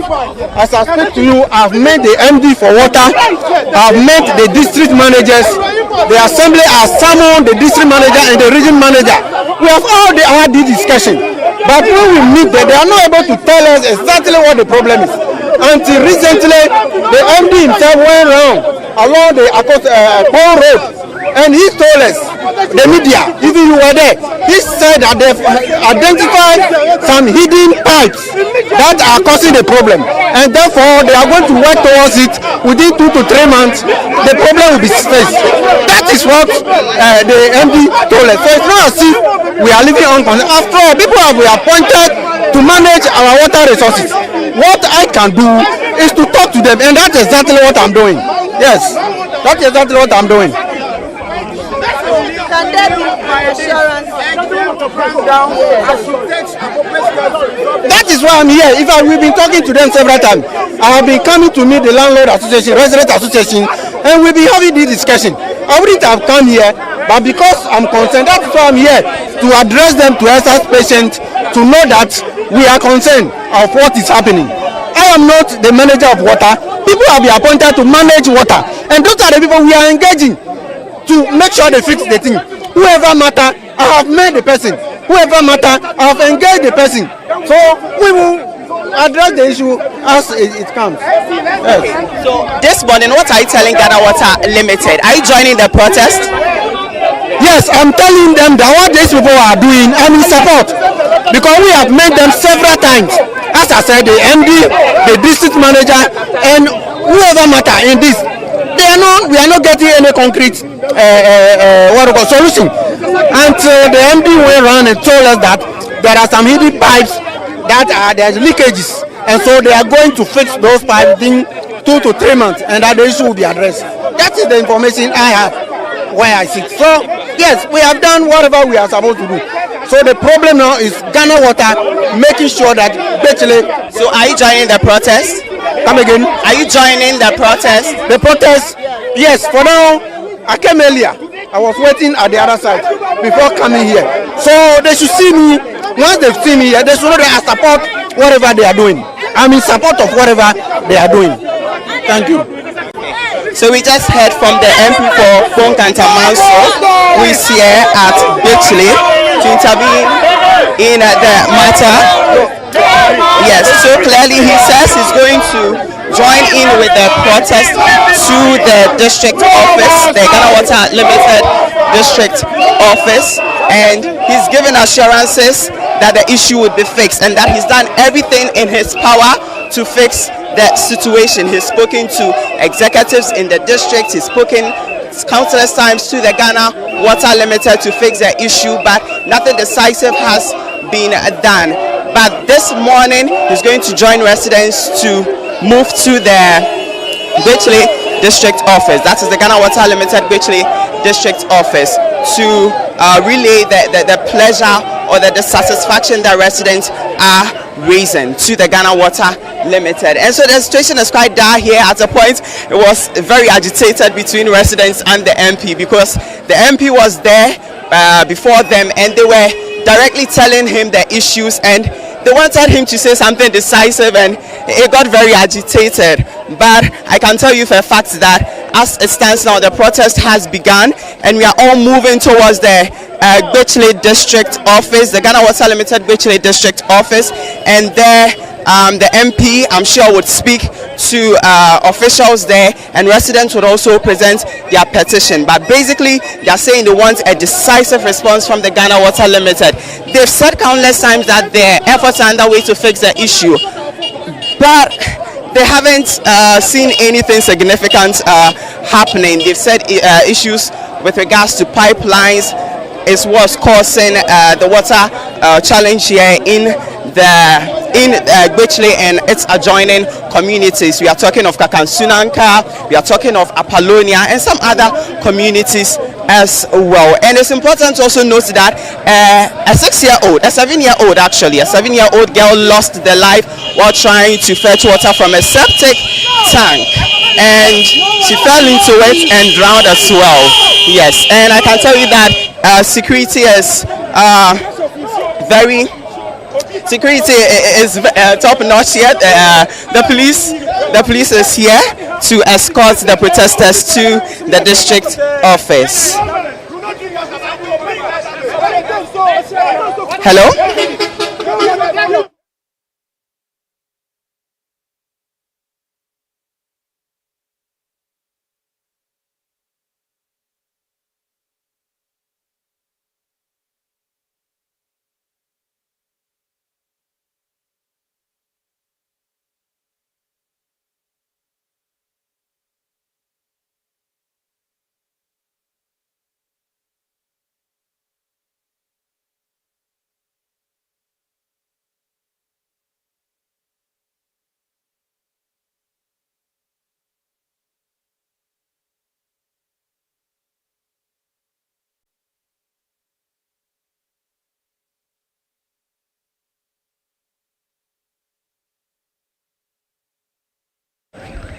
So currently the protest is ongoing. Residents are marching to the district office, and for them it's caused them health concerns. They are raising health concerns. Domestic activities have been affected with regards to washing, among other activities at home. And they are raising issues of businesses being affected as well. And so the situation is very dire here. But as it stands now, the MP is with the protesters marching to the Ghana Water Limited District Office in Gbechile to express their displeasure over the situation. And again, like I mentioned, it got quite agitated here between the MP and protesters, because the MP was directly before them and they were actually telling the MP how the situation is very serious and is having a very dire impact on their daily activities in the community. And the MP was trying to, engage them and give them some assurance, but they were not listening. They wanted a very decisive response from the MP that the situation would be fixed, and the exact dates they'll see water running through their taps. And so chants ongoing, but I'd like to engage a few of the residents here. Hello, sir. Why are you out here today to join the protest? We are suffering about water.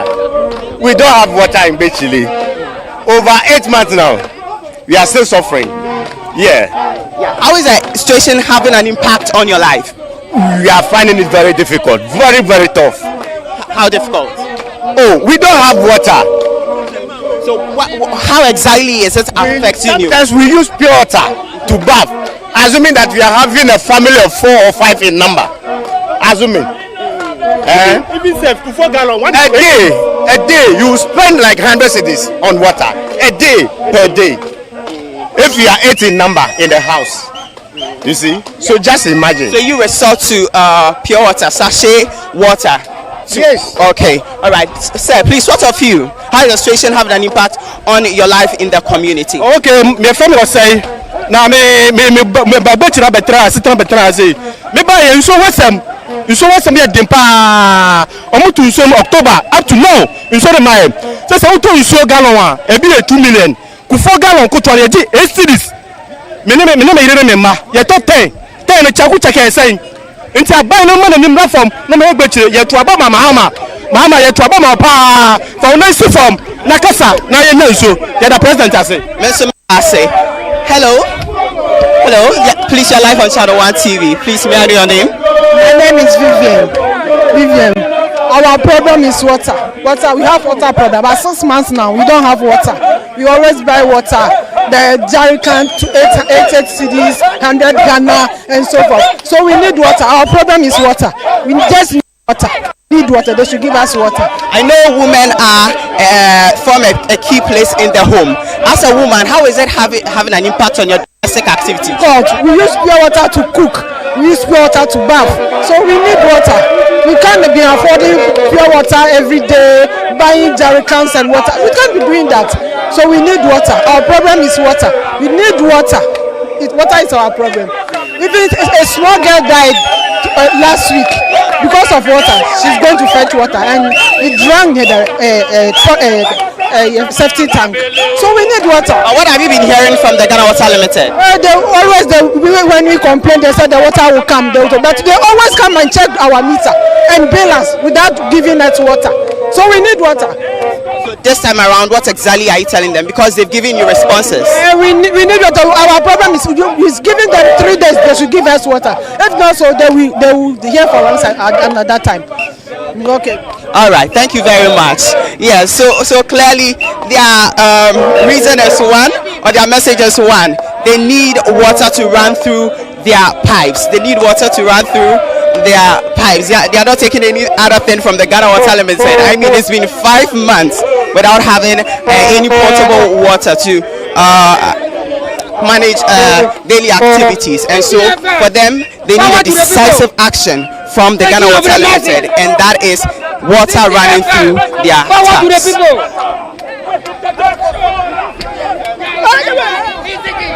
But let me engage. Forward to the people. Sir, give it to Sky and Ricky. Why are you out here today? And that they should speak for us. What exactly is your message to the Ghana Water Limited? The issue is straightforward. For the past 7 months, we've not been getting what? Water. And we need water. Water is what? Life. They send us bills to pay. Even though we don't have water, they always send us bills to pay. So I have an assembly member here who would like to engage us on the matter as well. Thank you very much for the opportunity. When you look at the nature of the electoral area, it's very vast. We have a population of 38,433. It's huge.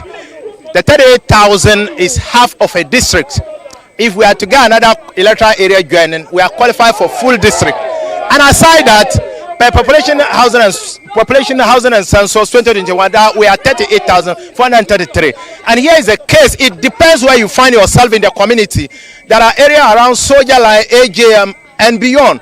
They are not been getting water for the past almost 1 year. Not that there is no an extension. There is an extension, but water is not flowing. And for now, the Bechele Township, as we are speaking, they used to get, but now there is no more flow. The issue is, our problem is very simple.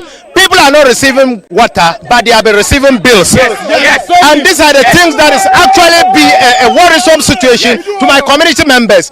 And aside that, we all know water is life. Without water, we cannot survive. Due to that, we have been getting water from a source where we cannot tell exactly where this water is coming from, and it is very exorbitant price.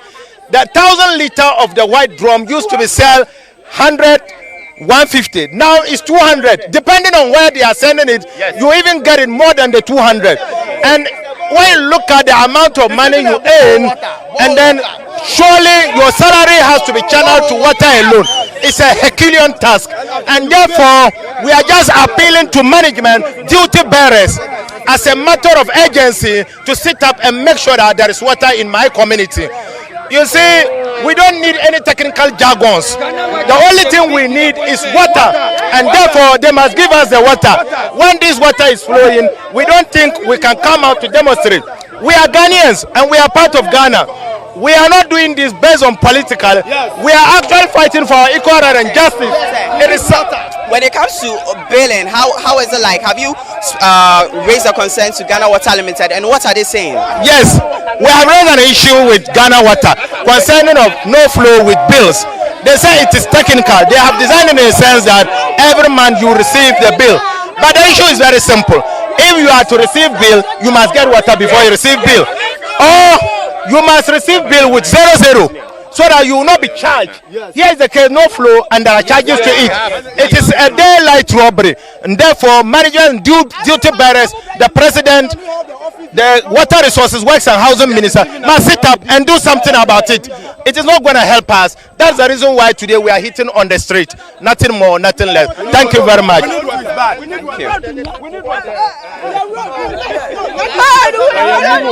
All right. Yeah.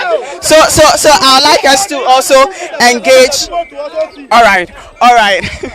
Okay. So the protest is still ongoing. We are on our way to the district office. And yes, they're raising issues of billings, and that the Ghana Water Limited is telling them that it's a technical thing they need to do. But as to whether they pay for it, so, please, do you pay for these bills? Yeah. You pay for bills. When was the last time you were billed, and how much did you pay? Me for our house. Yeah. You told so. You told so no harm until me landlord on the coach bill no. Every month you bill niba. Just say so come pound. You go to 4 gallon back. 8 cedis. And then me to 5, me to 10. Into 10 times a month. Say. 4 gallon 2 cedis. 4 gallon used to be 2 cedis. It's 8 cedis. How come? My person I say billing no. Exactly. When was the last time you paid? I paid my last bill in March. I paid. And how much was that? It was 410 cedis. Even though you've not used water has no flow from my tap. Wow. The worst case scenario used to flow at dawn, but it's like urine. It will come small. Small. For how long?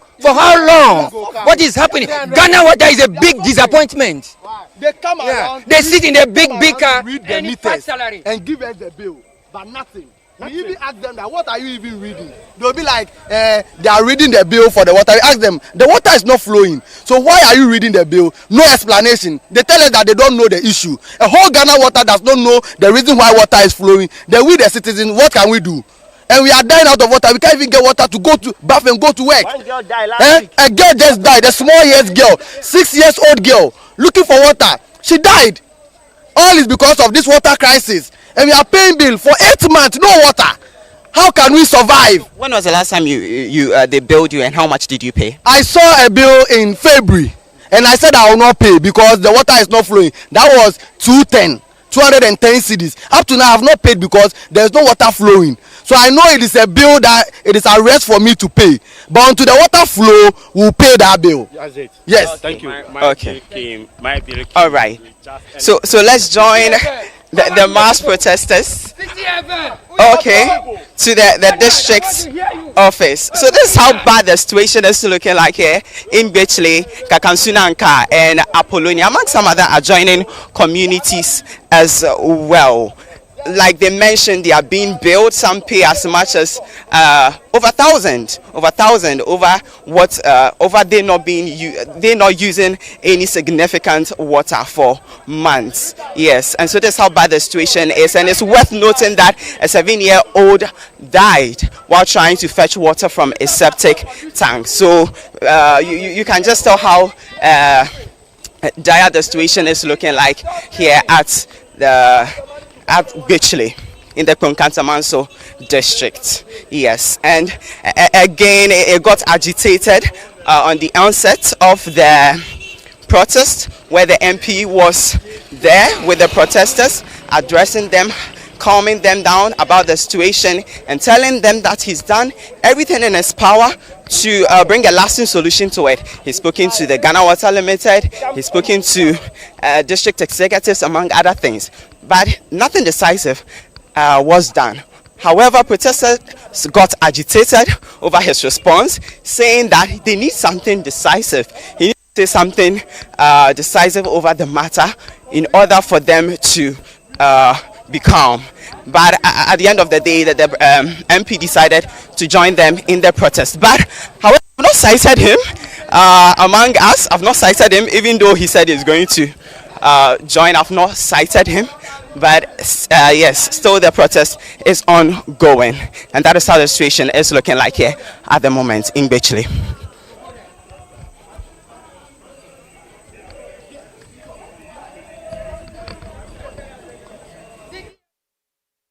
So, Manuel Ayama there reporting from Bechley, the water situation. But Manuel, if you can hear us, is the numbers looking very encouraging as to the people who are demonstrating, because I know today is a Friday and people are supposed to go to work. From what you see as a report on the grounds, what can you say about the numbers? It's not very clear. If you can come again. Okay, so I'm asking that today is a Friday and ideally people are supposed to be at work, but the numbers that you are seeing on the grounds, the demonstrators, is the number encouraging, and that maybe will send a signal that how serious they are with this particular demonstration? So I can say there are over 40 protesters here. As to whether their number would send a message, I can't really tell. But however, their voices are very loud. Chants, agitations is very, very significant. And I believe that will send the message. Again, the MP you spoke to looks sort of, he has spoken to all the authorities he can speak to get a solution to the problem. Have you also cited any other government official there aside the MP who actually visited the place to at least speak to these protesters? I haven't cited any government official aside from the MP, but of course there was an assembly member I spoke to earlier. And a last question from me. How far is where the stretch the demonstrators are actually covering? How far is it? I don't know, because it looks like you guys have been working for some time now. You are not getting to the assembly anytime soon. I know that assembly is very, very far. That's the Katamanso assembly. Philip, are you talking of the distance? Yeah, so are they working from Bitchlet to Katamanso Municipal Assembly? Is that that's what I'm asking? So they are working to the Bitchley Ghana Water Limited district office. Okay. Yeah. Okay. Expecting that there will be an office. And looking at the roads here. Please come again. Expecting that they will meet an officer there to hand the petition over to, or they would register their displeasure when they get there. Expecting that they will meet officials. Yeah, expecting that they will meet officials to present their petition to them. Okay. Yeah, and it's also worth noting that the roads here are quite bad, and so moving to the place is quite challenging. You know, we've experienced some rains in recent days, and so that is also impacting the journey to the place. Yeah. Beautiful. Keep monitoring activities for us there, and also if you reside in Bitchley, why not just send us a message? Let's know how bad the situation is. Manu Ayama, thank you so much. Keep monitoring the activities there for us there. We will definitely come back to you for more. Protesters or individuals or residents within Bitchley have taken to the streets. Actually, they are demonstrating so that they would register their displeasure, asking the government to do the needful by giving them water. They've stayed without water for some time. This is the same place that we've actually set to actually do a story coming from that area, Bitchley, and I really can't. I don't know what word to use.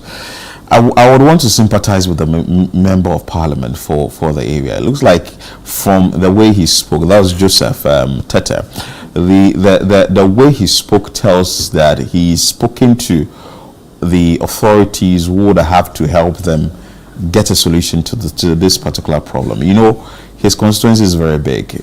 Katamanso, you come to the Bitchley area, you go to Santo, a part of Shaman and Tema area. The constituency is very, very huge, and it has deplorable roads as well. So it tells you that he has a lot of burden on him to get the issues resolved. What even I think, what the straw that may have broken the camel's back is a 6-year-old girl actually dying. So this story of a 6-year-old girl that has tragically died after reported drowning in an uncovered septic tank at Liberty Estate in Bichile while searching for water, triggering outrage and renewed concerns over water scarcity and child safety in the community. The incident occurred on Sunday, May 24, 2026, when the child identified as Abi reportedly went to fetch water near a neighbor's house.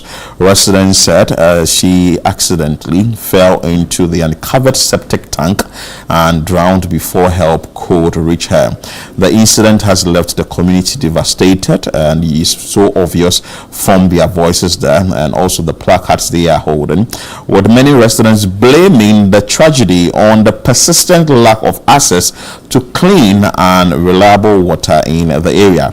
According to the community members, children are frequently compelled to move from house to house in search of water because of ongoing shortages, exposing them to dangerous situations. So in the quotes that this beautiful soul has been lost simply because there is no water, a resident lamented. Residents are calling on authorities to urgently address the water crisis and enforce stricter safety measures to ensure hazardous structures such as a septic tank and are properly covered and secured. The tragedy has sparked widespread concern within the community, with residents demanding immediate intervention to improve water access and prevent similar incidents in the future. This is a very sad one there, and that's it. So I can actually really relate to what they are going through, because I've said it so many times here in the past year or some past months that when I was in East Legon Hill, I actually went through... If you don't know East Legon Hill, Santor, yeah. I was not in Santor, I was in East Legon Hill. Oh my God, it's Santor. So I actually went through this too. Do you understand? No water. And ours was for a very long time. They are just crying for 5 months. Ours was up to a year. Wow. Yes. It's really bad. And you call Ghana Water and they say they are working around it. Oh, not even they're working around it. I told you in January I called to ask, okay, so what's it going to be this year? Because we've bought water so much and it's just costing us so much, and you keep on bringing bills, and the bills have service charge written on it that you need to pay the service. How do I pay a service charge for a service I did not get? Do you understand? That's the question I always ask them. So I told you I called the man in January, and he said Bonfire, pray. No, let's bonfire. Okay. There's a message coming here. Please, if you reside in that community, Bichile or adjoining communities, and you do not have water, you'd want to also add your voice to what the residents are actually doing. They are demonstrating, actually asking that water should flow through their taps or their pipes. So please and please and please, the numbers are on the screen. You can send us messages so that you know what you also make of the demonstration as Bichile. This one says that I really love how tense they were with the MP. Yes, he has a lot of work to do. Soon it will be demonstration about the gutters and the roads. Kofi Dankwa Zenu Dam City. So this actually tells you that they are really angry about the situation. They really want to get it done. So, and I think the MP2 is having a lot of issues there. This also says that the blood of the young lady is on the head of those who are supposed to solve this problem and have done nothing. They should be ashamed of themselves. This is Julian from Asherman. So people are still sending messages. So we have this message also coming in there. Yeah. This one says... such a basic amenity still so inaccessible. This should tell you where Ghana is as a country in terms of development. This is Margaret from Ejiso. Is there a bigger problem that maybe the Ghana Water Limited is? Well, you see, that's the problem. They are not talking. When you call them, I said I'm not just calling the office. I'm calling the one in charge. in that area. Do you understand? I'm calling the director in charge in that area. And that's also like the director himself is telling me Bompire, Nyami Beye. And I'm like, what's Nyami going to do in this situation now? Because anytime I called him throughout last year, he would say, oh, there's a situation. Oh, it's not reaching you. Then they'll come, they'll just say, oh, there's a situation. Oh, madam, there's something that they are working on. So they worked on this thing for over a year. I'm telling you, people in this Legon Hills do not have water. I said these people are just working for 5 months. That area, they do not have water. Maybe because people can afford to buy water. But they do not have water. You see people carrying buckets on their heads, going to looking for boreholes to fetch water. Wow. Join the conversation. Let's see what is happening in your area. It's just the irony. It's raining and people do not have water. Yes. No, so what people resort to is when it rains, you see a lot of people put their drones outside and then they use the drone. So what we do is we use the drones to wash the compound. Because obviously you can't use it to cook. Exactly. So you have to use it to wash the compounds and the rain will just water your plants and that's it. The Ghana Water Limited has also complained that the distribution is also an issue because Accra or the Greater Accra region is becoming bigger by the day, and the population is increasing by the day. So people are in high. The fact that we need to supply water is in high demand, and they cannot actually supply to every house. So if you cannot supply to every house, I think that you should just do the rationing thing. Monday, Tuesday we do this area. Wednesday, Thursday we do this area. You understand? I think you should share it because honestly, it is bad. Philip, I said I didn't have water for over a year. It is bad. I was just buying. But I had to think about the whole thing. I'm like, no, I can't stay in this area anymore because it was just too much for me. I couldn't handle it anymore. I'm seeing this message. This one says that whether someone has gone to chop money, they shouldn't have, or it's being ignored altogether. We will never know because Ghanaians are extremely pacifists in their demeanors. Or this one, I really don't know where this message is actually going. No, he's like, no, but I think like Ghanaians are really calm in their demeanor. I think maybe that's what the person wants to say. Look at what the youth achieved in Kenya. Lesson to learn all around us. Lillian from Adenta. But because Kenya, when they had issues with the government, they felt like the government wasn't doing enough. That's when the whole Gen Z walk started. Do you understand? That's why Gen Z walk started. So this person is talking about okay, so if things are not going well, we should do that too. Interesting. Still bringing you actions from the ground. The demonstrators, from what we are seeing on the screens, have gotten to the Ghana Water Limited, chanting war songs and holding placards. So we can cross over and bring you that feed if we do have, so that our viewers will hear and get to know what the residents of Bichile are asking for. Basic.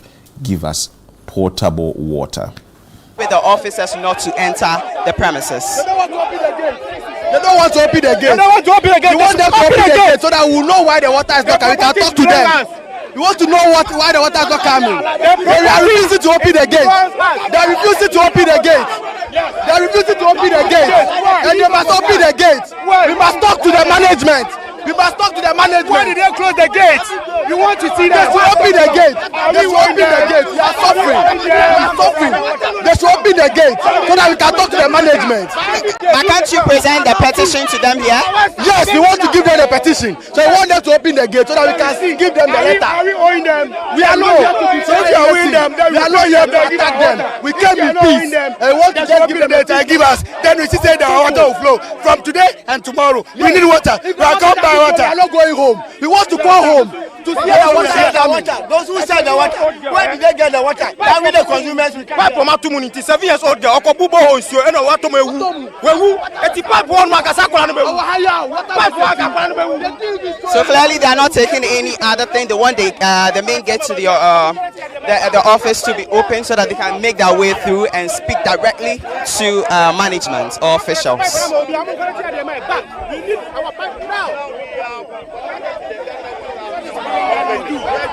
Have you offended them? Mr. Johnson! Mr. Johnson! Yes. You want them to come and address us, that's all. Assemblyman! Hello, sir. Hello. Hello. So what's the security saying? The security is not permitting us to enter. But finally, we have agreed that the 6 various associations representing this action should be allowed to enter and then present our petition. We will come back and address our people. So I think that's what they are saying. Initially, they had thought that all of us are going in. No. So we have agreed that the 6 executives from the various associations, we are going in there. Then we present our petition. We will come out and then we'll address our people. So that is what we have for now. When we come back, I'll get back to you. Thank you. We're going in with you. Fine. Yeah. We are going with us. We're going in with you. So wait. Myself,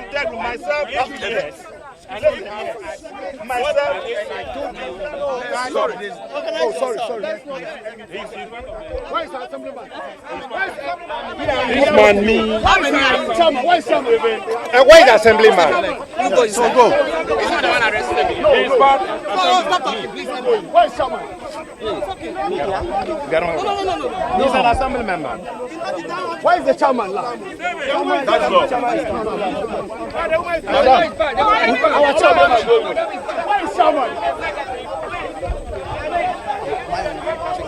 I mean, it's too much. You better work from where to work from where. Is it on? Yeah, it's on.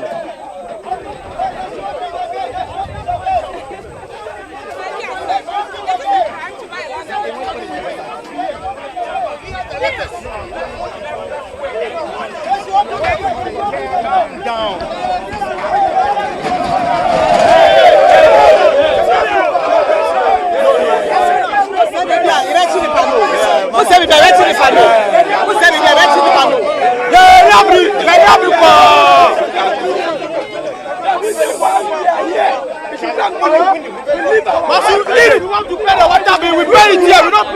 So leaders and media have been allowed to the premises, and we are waiting for the petition to be presented to management here, officials here at the Ghana Water Limited office here in the Bechley district. And so that's how the situation is looking like here at the moment. Even though leaders have assured the protesters that they would go into the premises and present the petition, they are still agitated.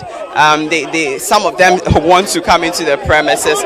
As to why exactly they would want to, enter, I can't really tell. But let me see. Let me try and engage a few of them. We need water. We need water. I want to enter. The leaders have assured you that. See, last year from October, water hasn't been coming. But I just say, trucks do. But your leaders have assured you that they will present the petition. Why are you so agitated? But I just say, my question is, why do they have to wait for us to demonstrate? That is my issue with authorities. See, sometimes at least you 2 weeks, give us water. Maybe every 2 weeks, give us water. Every 2 weeks, tell us 2 weeks, water will come so that we store. But it's not fair. Yeah. Please, no one should touch the gate. Nobody should shut the gate. Let's stand this the barrier and make any noise. Immediately, Congo.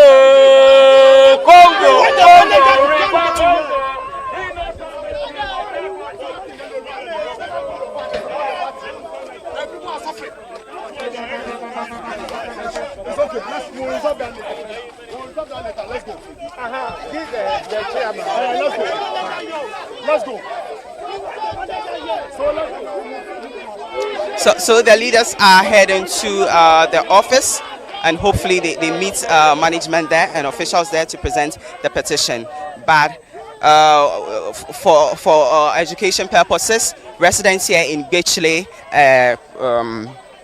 Kakansunanka and adjoining communities are protesting against months of not able to get access to water, and according to them, it has brought about a lot of issues from health concerns, domestic issues, they not being able to handle domestic affairs due to the water challenge here in communities, and it also claimed the life of a 7-year-old as well who tried to fetch water in a septic tank. And so as it stands now, they are very agitated. They are not taking any more responses from the Ghana Water Limited because to them, responses from the Ghana Water Limited hasn't yielded any definite action.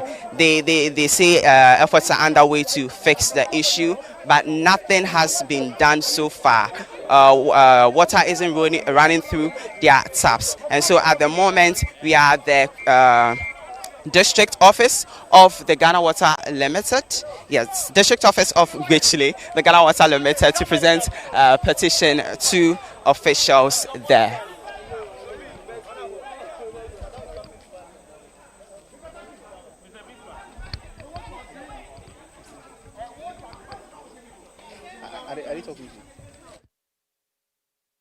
So that is Emmanuel Ayama there.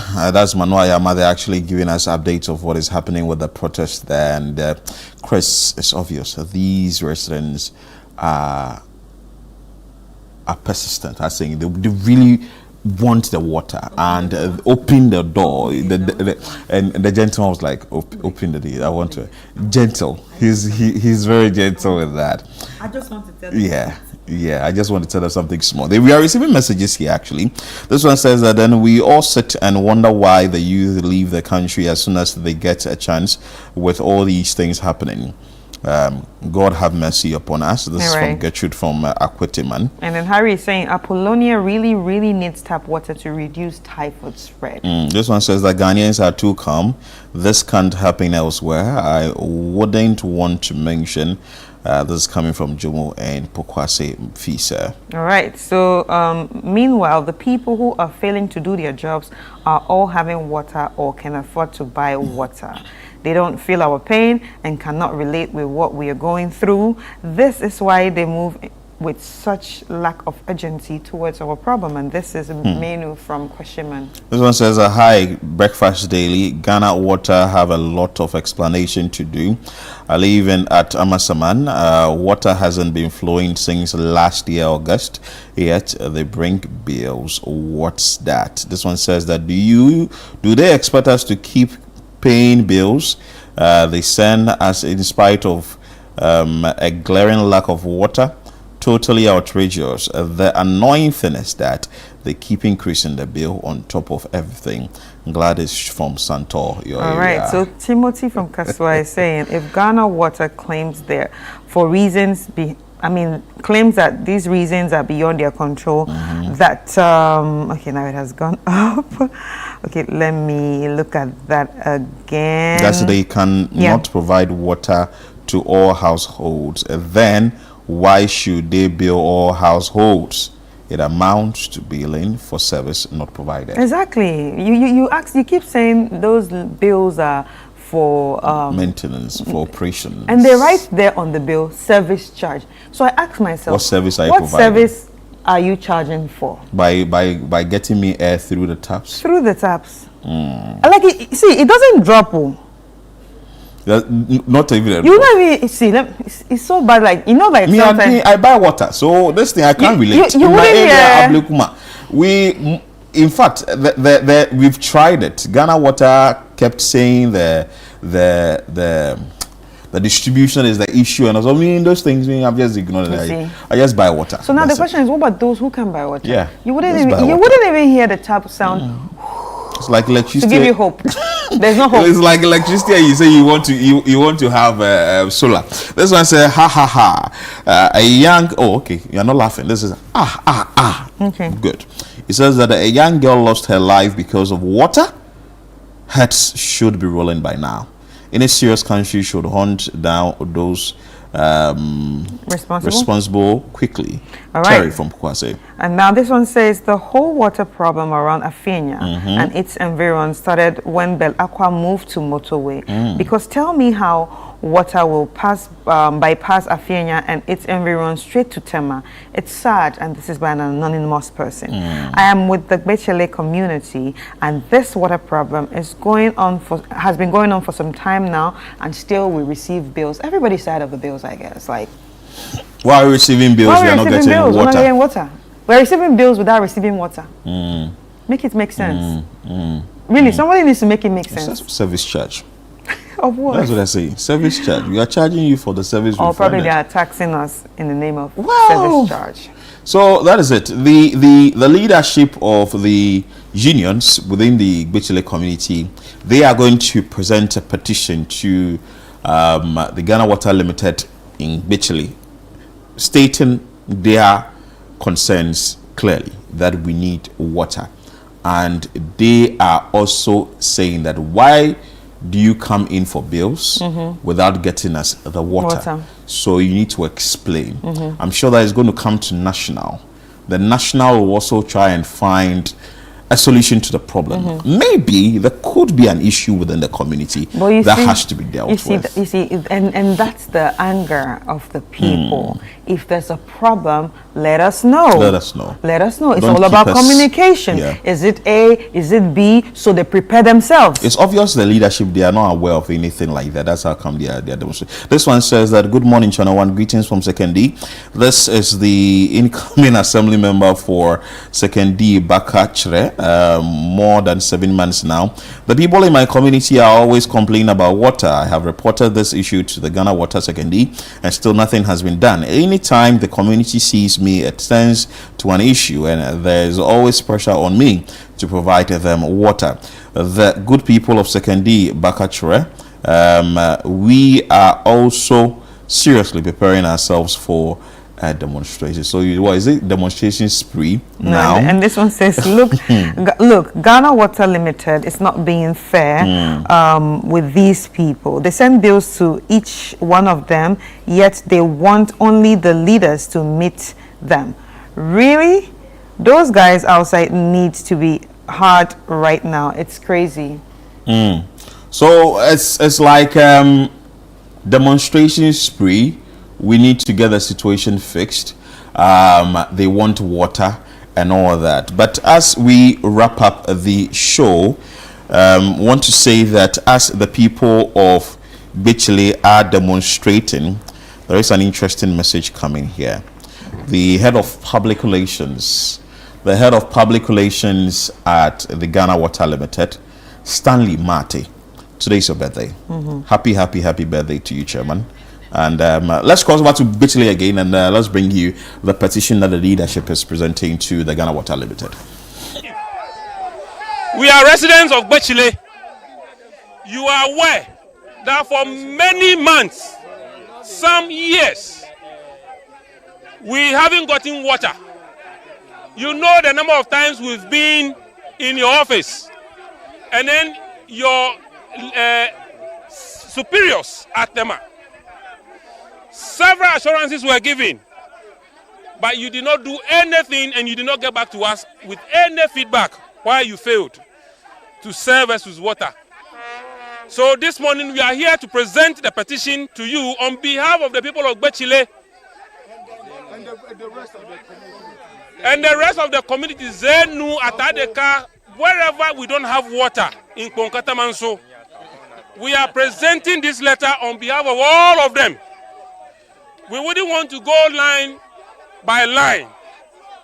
But all that we want to say is that we are giving Ghana Water up to 3 days, 72 hours, to do something about this water situation. You've been telling us that our pressure is low. If you have children who have asthma and their inhaler, one of them lost the inhaler, or the inhaler is not good, you allow the other two to share with the third person. So if you think our line has low pressure, then connect us to the one that has high pressure. So that at least if we can get water every week once, we will be happy. This is addressed to the Minister of Works and Housing and Water Resources. But we are copying your office. And once you are on our land, we want you to do something about this. We are hearing in a grapevine that very soon this place will become a region. I don't know how come it's going to be. But if district you cannot supply us water, how can region supply us water? So we are giving Ghana Water 72 hours to serve us. Otherwise, you will see us at your gate again. We are done. Thank you very much. That's it.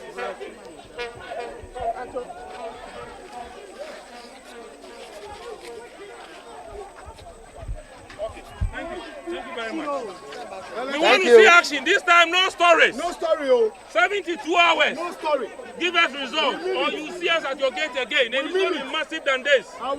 Thank you very much. It will be submitted to the onward management. Thank you. Thank you. Thank you.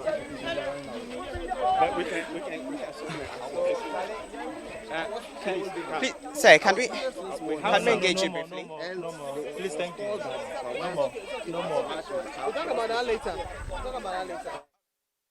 So you heard that from the leadership, Bitchley community, asking that within 72 hours they should find a solution to the problem, else they'll mass up again at the gate of the Ghana Water Limited in the area. We will keep our eyes on this particular story, but before we wrap up the show, happy birthday. I want to take this moment to say how grateful I am to have you in my life. People like you are incredible, rare, and your friendship means the world to me. I hope that this new year brings you all the happiness, success, and the love you've been working so hard for. Cheers, my beautiful Frida from Ike Fashion, Kaneshi Bubuashi. So that is a message coming in there. Chris, we have a number of messages, but since we are wrapping up, I think that we just have to take one or two, then we take our leave. All right, so this one says, me, I don't even care what the problem is. You charge me for a service, provide the service I'm being charged for. Simple as that. What kind of embarrassment is this? Countries are making incredible scientific and economic advancement, and we are here struggling with water.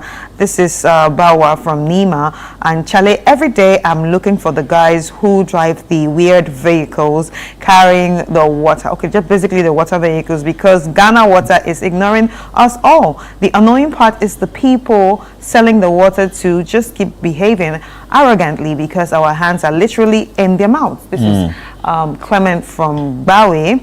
And look, Ghana Water Limited is not being fair with these people, and they send them bills like each day. Really, those guys outside need to be had right now. It's crazy. Please give us a chance. Let me enter. Anyway, they are saying that if you do not fix the problem within 72 hours, they will definitely find themselves there again. There's been an interesting one, the Friday edition of Breakfast Daily here on Channel 1 TV. Like Chris wore faith, and we've actually had faith in the entire show. My name is Philip Nilate. And my name is Chris Carter. Thank you for staying tuned and keep watching Channel 1 TV.